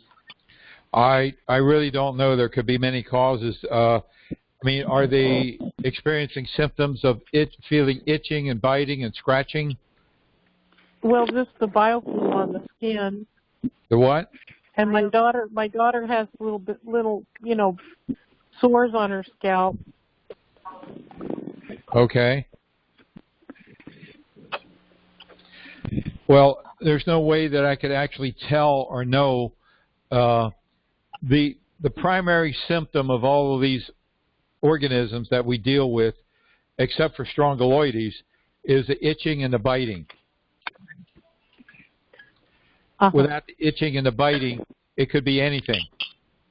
And even with the itching and biting, there could be other stuff as well involved. Although I would like to say that with Morgellons with me, it definitely made my hair thinner and start falling out. And I've talked to a lot of people who have had with Morgellons. Well, that's very true. Very true with Morgellons. But you also had itching and biting, right? Oh, yeah. And Okay. So if the itching and biting is there, then definitely it looks like it falls in our bailiwick. If there's no itching and biting, who knows what it is? I don't. Okay, so what did Robin do for her hair? What can you do for your hair? Well, I used some of the protocols in Richard's book. I kept Nature's Gift debriding soap on my hair 24/7, and I covered it with, I used a little plastic bag that I tied on the top, and I used red light therapy 20 minutes a day, which actually has been shown to stimulate hair growth, immune system, and some people say it kills parasites. I don't know. I just know it as part of my getting well process, and definitely helped my hair grow back. But it wasn't something that happened fast. So what is it called again, Robin? What kind of therapy? red light therapy. And red light therapy, they used to do it in spas and hair cutting places, but they don't do that anymore with COVID. You can buy special red light. It's a frequency of light that is healing. And like on Amazon, they range in price from $40 to $2,000. So I just bought a little red light with 3 different frequencies for $40, and a thing that attached to the headboard of my bed, and I would sit under it or lie under it for 20 minutes a day. And okay. It helps my hair grow back. Oh, that's wonderful. Wonderful to know. Very slow. Doesn't happen fast. Just saying. How long did it take you? A few months. Okay. Hey, Robin, you got any songs for us today? How about the Healthy Cells song? Sure. I would love to do the Happy Cell song. Oh, great. Here we go. Yeah. All right. So I'll sing it through once, and then if you guys want to join in, then you're more than welcome to. It's to the tune of Mama's Little Children Got Shortbread. So it goes, all my cells are happy and healthy. My cells are healthy and happy and well. My cells are healthy and happy. My cells are healthy and happy and well. My cells are healthy and my cells are happy. My cells are healthy and happy and well. My cells are healthy and my cells are happy. My cells are healthy and happy and well. Okay, here we go. Ready? All my cells are healthy and happy. My cells are healthy and happy and well. All my cells are healthy and happy. My cells are healthy and happy and well. My cells are healthy and my cells are happy. My cells are healthy and happy and well. My cells are healthy and my cells are happy. My cells are healthy and happy and well. Thank you. Thank you. Who did all the whistling? That was pretty good too. I like that. Lynn from California. All right. All right. It's good to take a little break like that. All right, back to some other stuff. Anybody else have a question or like to share before we wrap it up today? I'm just going to... Go ahead. Yes. Hi, Richard? Yes. Yes, Elizabeth from California. Hi. Hi. I have a question. How can I bottle leaky gut syndrome? Okay. What about leaky gut syndrome? Yeah, I was suffering lately after a month of diarrhea because of Morgellons, or the internal parasite. Well, are you familiar? Are you familiar with our L-glutamine and our Restore product? Yes, I'm taking that. Okay, good. I'm taking two a day. All right, and are you doing the diatomaceous earth and fenbendazole? No, not the. But fenbendazole, yes, but not the other, the diacet. All right. So then, what is your question? How can I take the other one, the powder, how can you say diatomaceous earth? Yes. Oh, you just put a teaspoon in water or a teaspoon in the coffee or tea. Ah, okay. And stir it up. In the morning. Yeah, you can take it in the morning. Okay. I think you can take. Yeah, you can take it almost any time.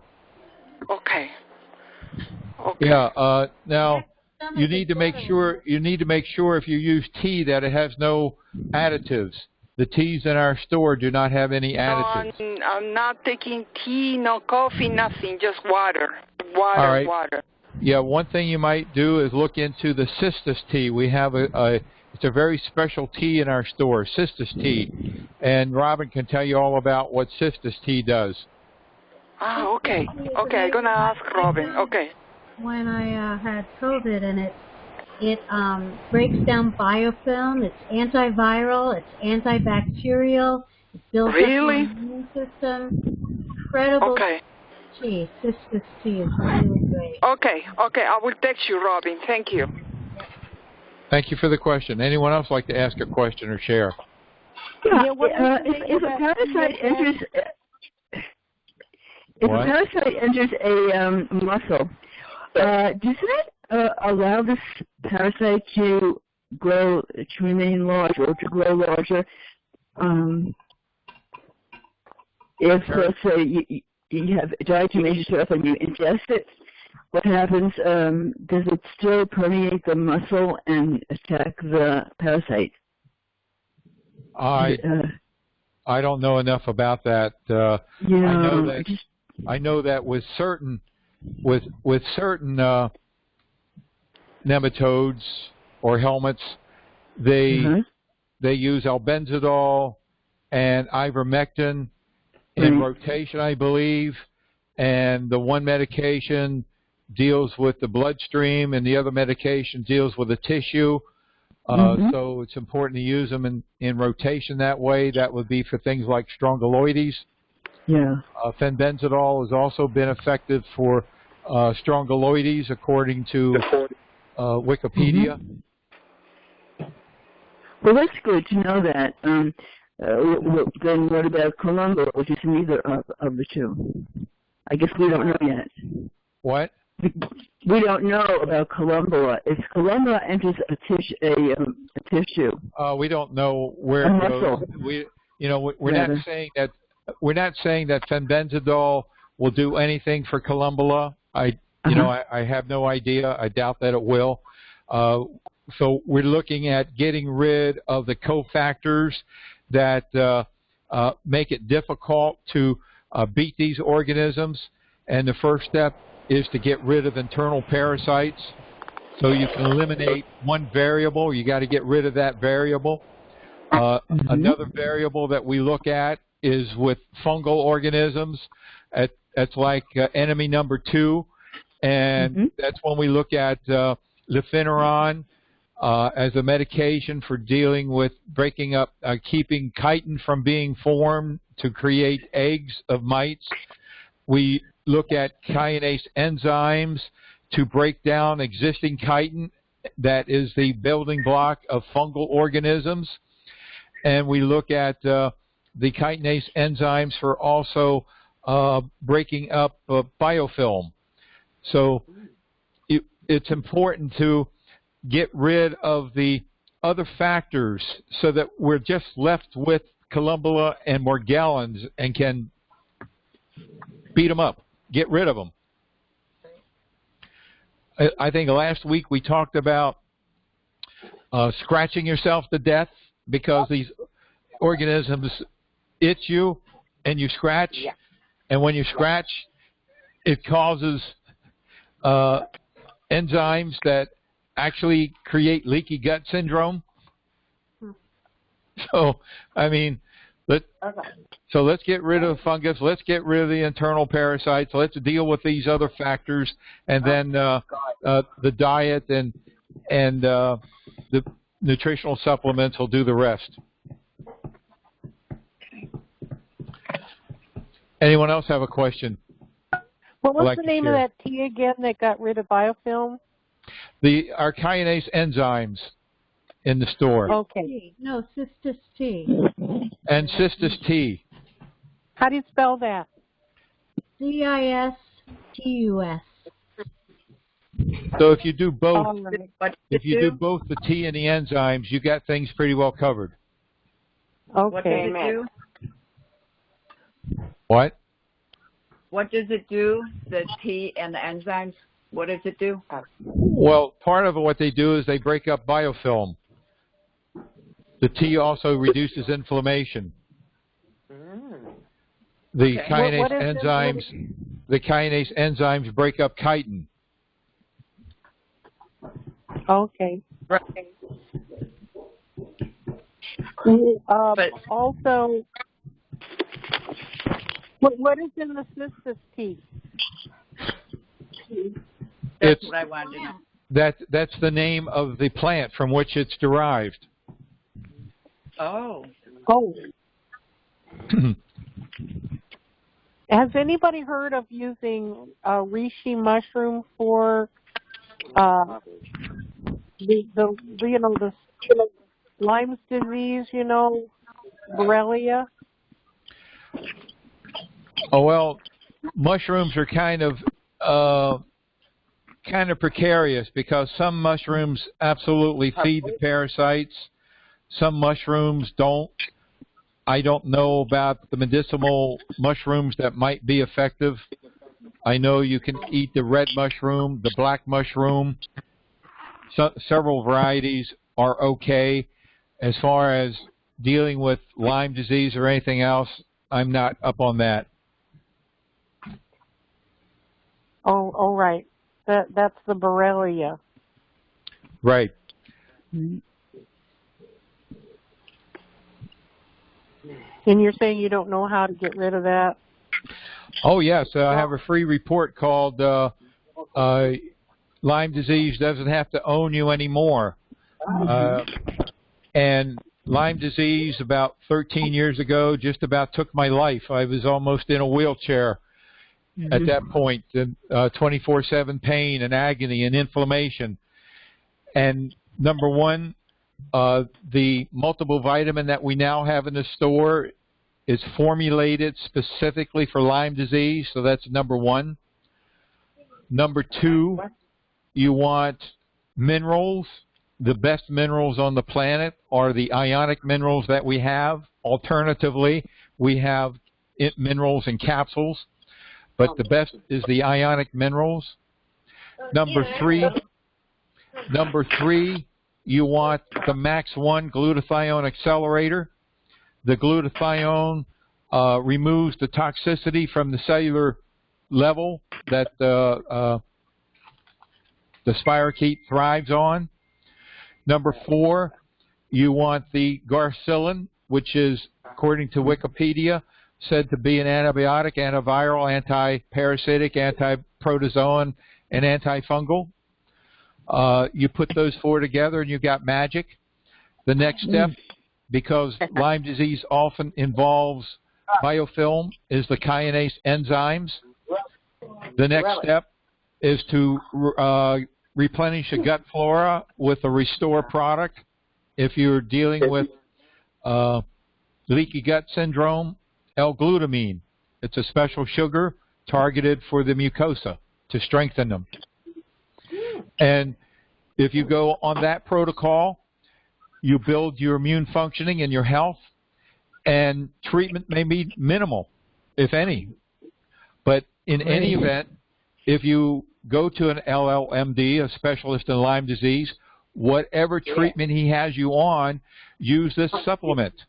It will use these supplements. It will make the treatment far more effective. And then if you're dealing with Lyme disease, you're going to have die-off, and that means detox reactions, and you want the zeolite, or you want the digestive enzymes and the amino acids to handle any die-off.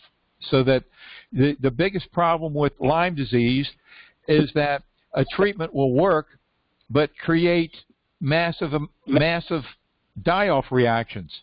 So they stop the treatment until the die-off reactions go away. During the time that they stop the treatment, the spirochete morphs, changes into a different structure, and is no longer affected by the treatment. So when they return with the same treatment, it does nothing anymore. The zeolite and the digestive enzymes and the amino acids will minimize the need to go off the treatment, whatever it might be, and you can just destroy it. So email me. I'll send you the free report on Lyme disease. I am 99.9% free. There was a point where I couldn't even write my name. My goal at that point years ago was to be a famous author, and I was worried about being able to sign books because I couldn't write my name. What kind of books were you going to write? Oh, I've got several books. I have a book that's newly released with Joe Vitale called "My Dog Got Run Over by a Rainbow." It's on Amazon. Yeah. It's about how to build a self-esteem. Good. True self-esteem that's not dependent on accomplishing things. So I no longer have to be successful in terms of accumulating money or things, you know. I can be happy with me. And if I accomplish things, that's great. And if I amass fortunes, that's great, but I no longer need them. If I have a bad hair day, I can say I have a bad hair day and not get upset with myself and still like me. So where did you get your inspiration for these books?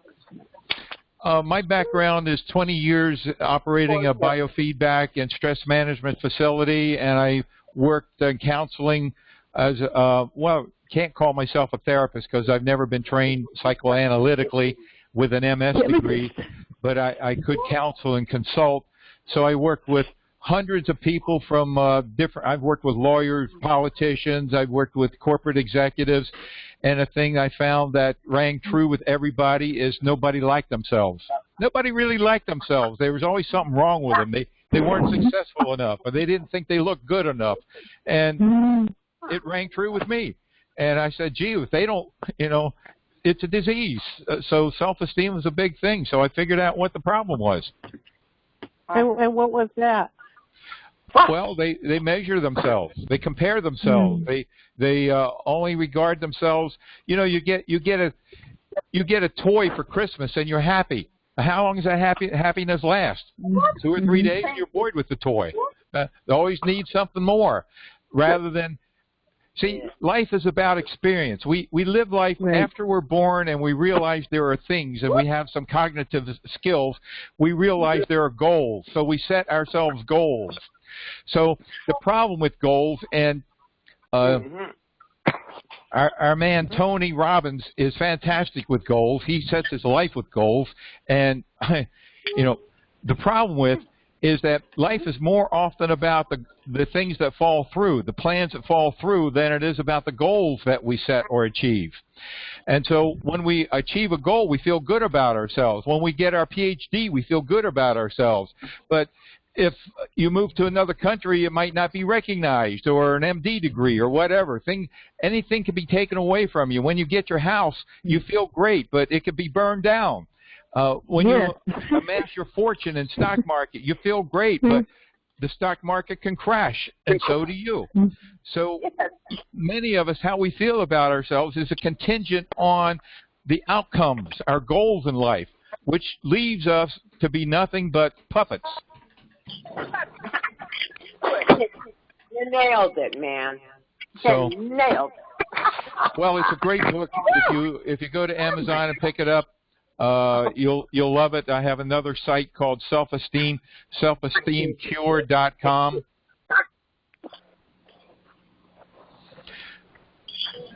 And what was the book again?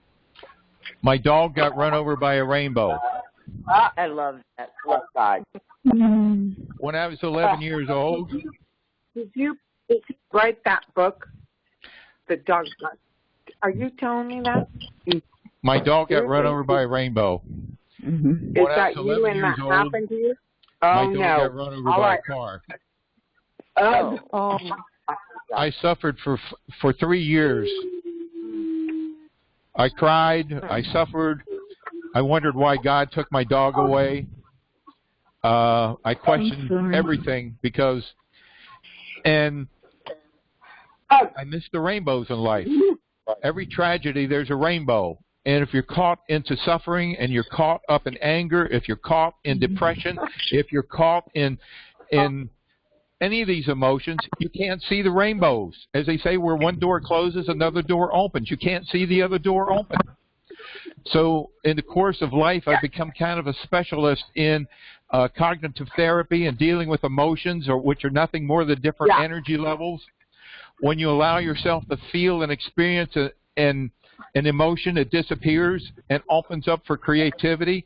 If you get locked into the emotion and say, I shouldn't feel this way, I shouldn't be angry, I shouldn't be depressed, I shouldn't feel this way, I shouldn't be confused, I should know what I want to do in life, well, you're stuck there. You can't get out of it. You're stuck. Shut up. Wow. And you end up putting yourself down.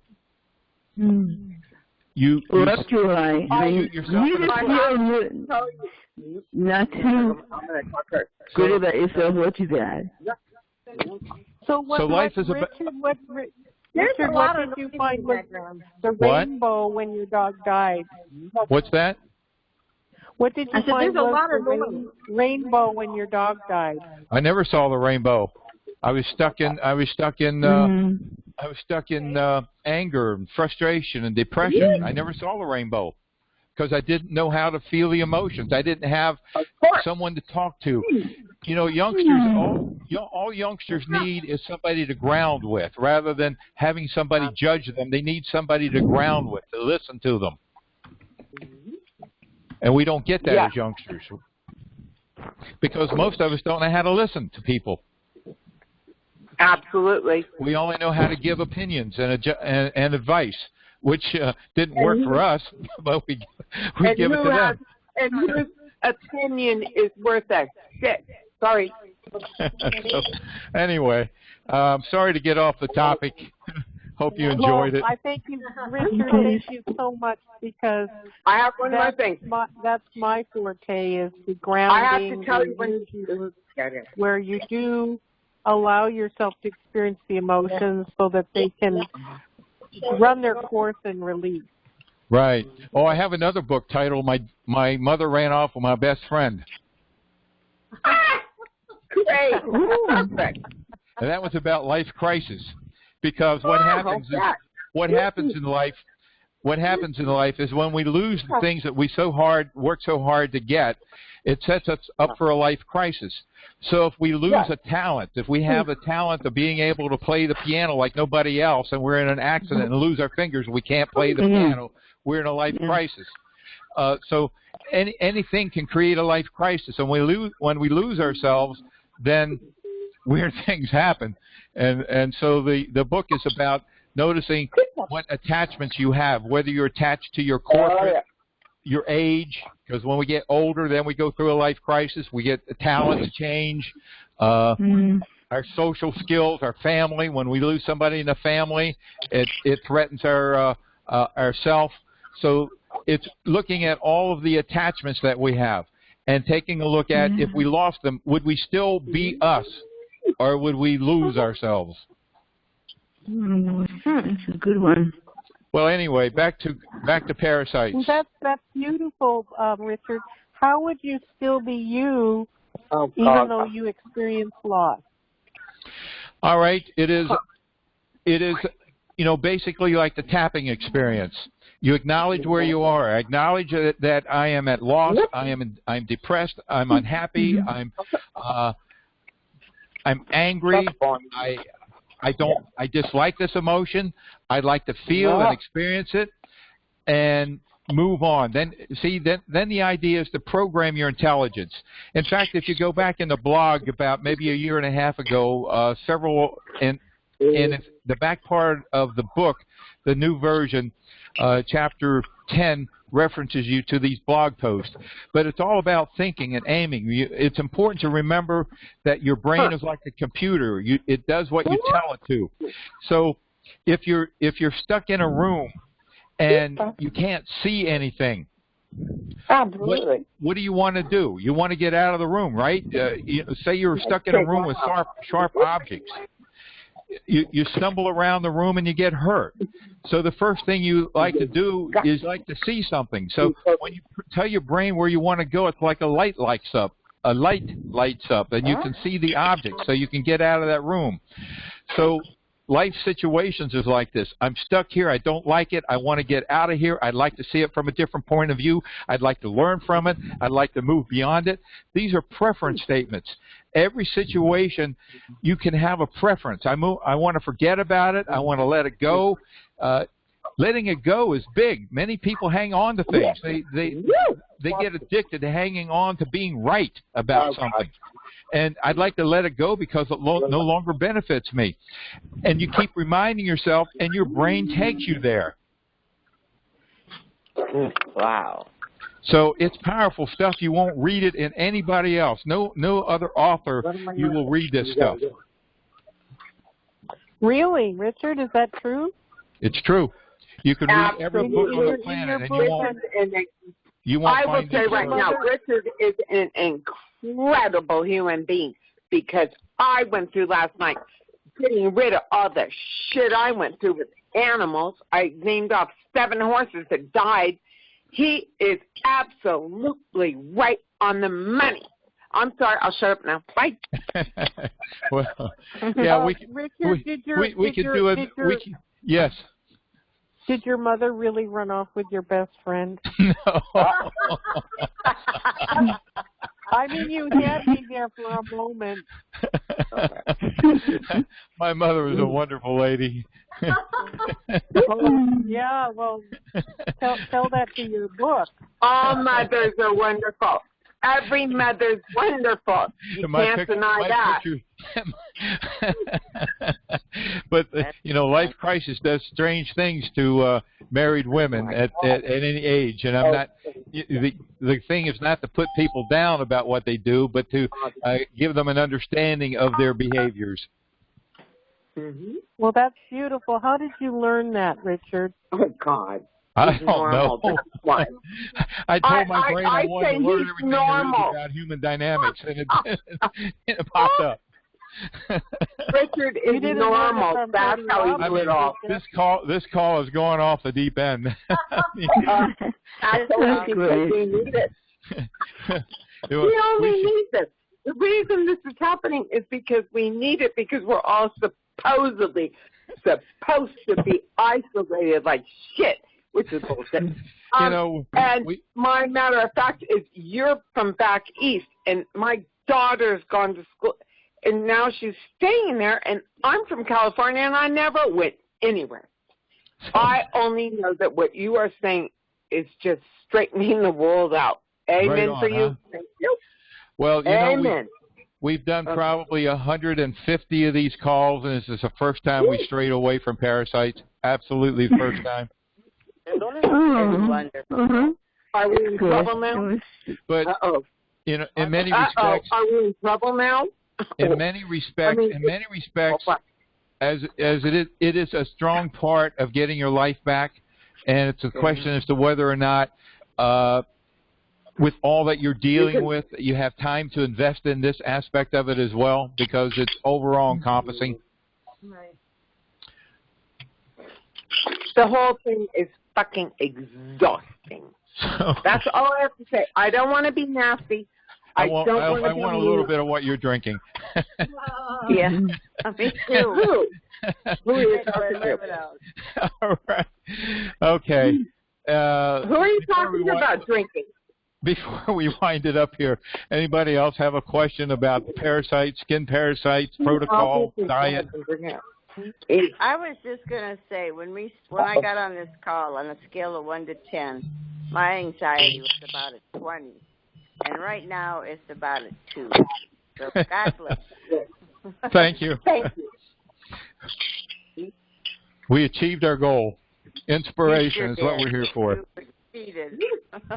Thank you.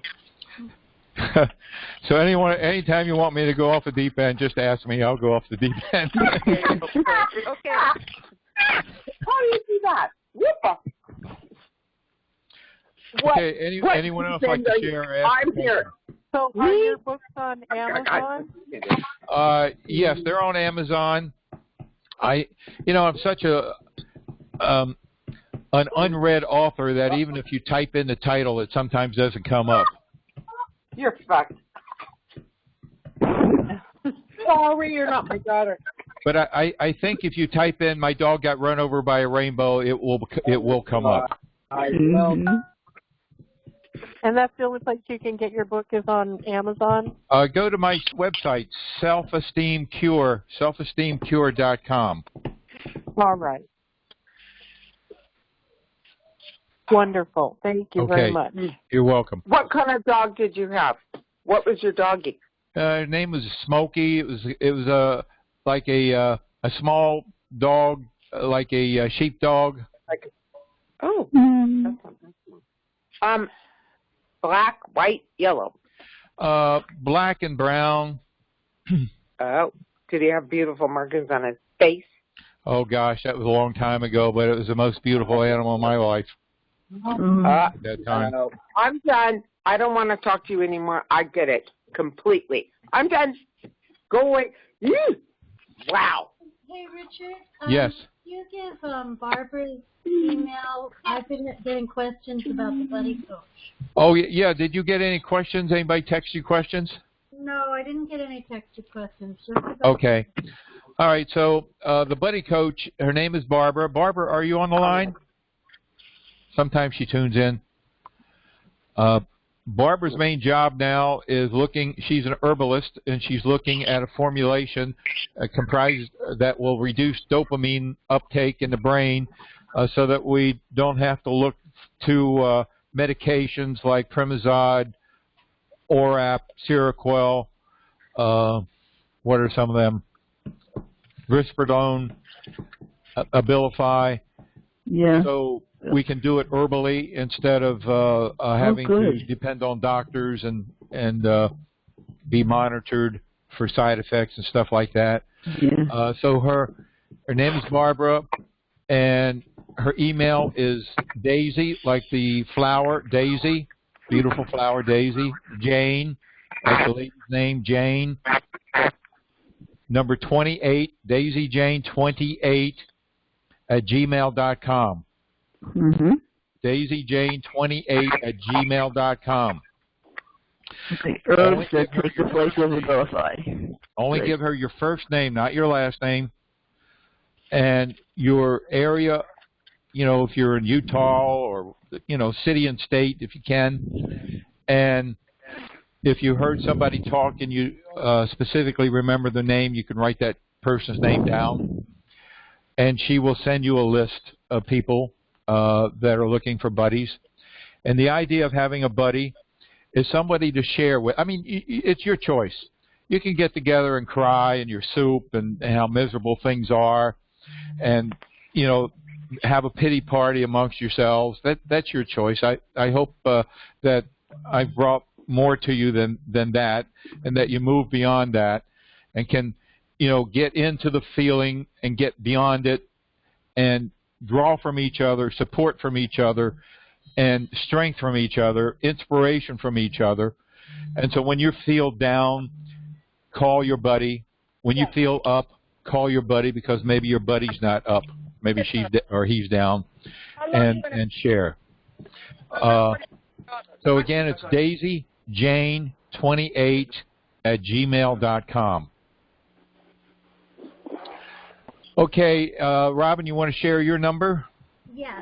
So my cell phone is 413-441-5185, and you can text me questions, or you can call me on my cell. Especially if I'm not home, I have my cell with me. My home phone is 413-243-2271. 413-243-2271, and I'm on the East Coast. Just don't call before 10 a.m. Okay, thank you. Ethel, you're still on the call? Ethel's our greeting coach. She may have called you. You're welcome to always call her back. She's a fantastic, wonderful woman. You can hear in her voice her upbeat. So she's there to give you support, and she's great at it. And I want to thank Chris for handling the mechanical aspects. And we haven't figured out how to get rid of the feedback that we get sometimes, and that interrupts with the clarity of our conversations. We're working on it. I don't know if there is a solution.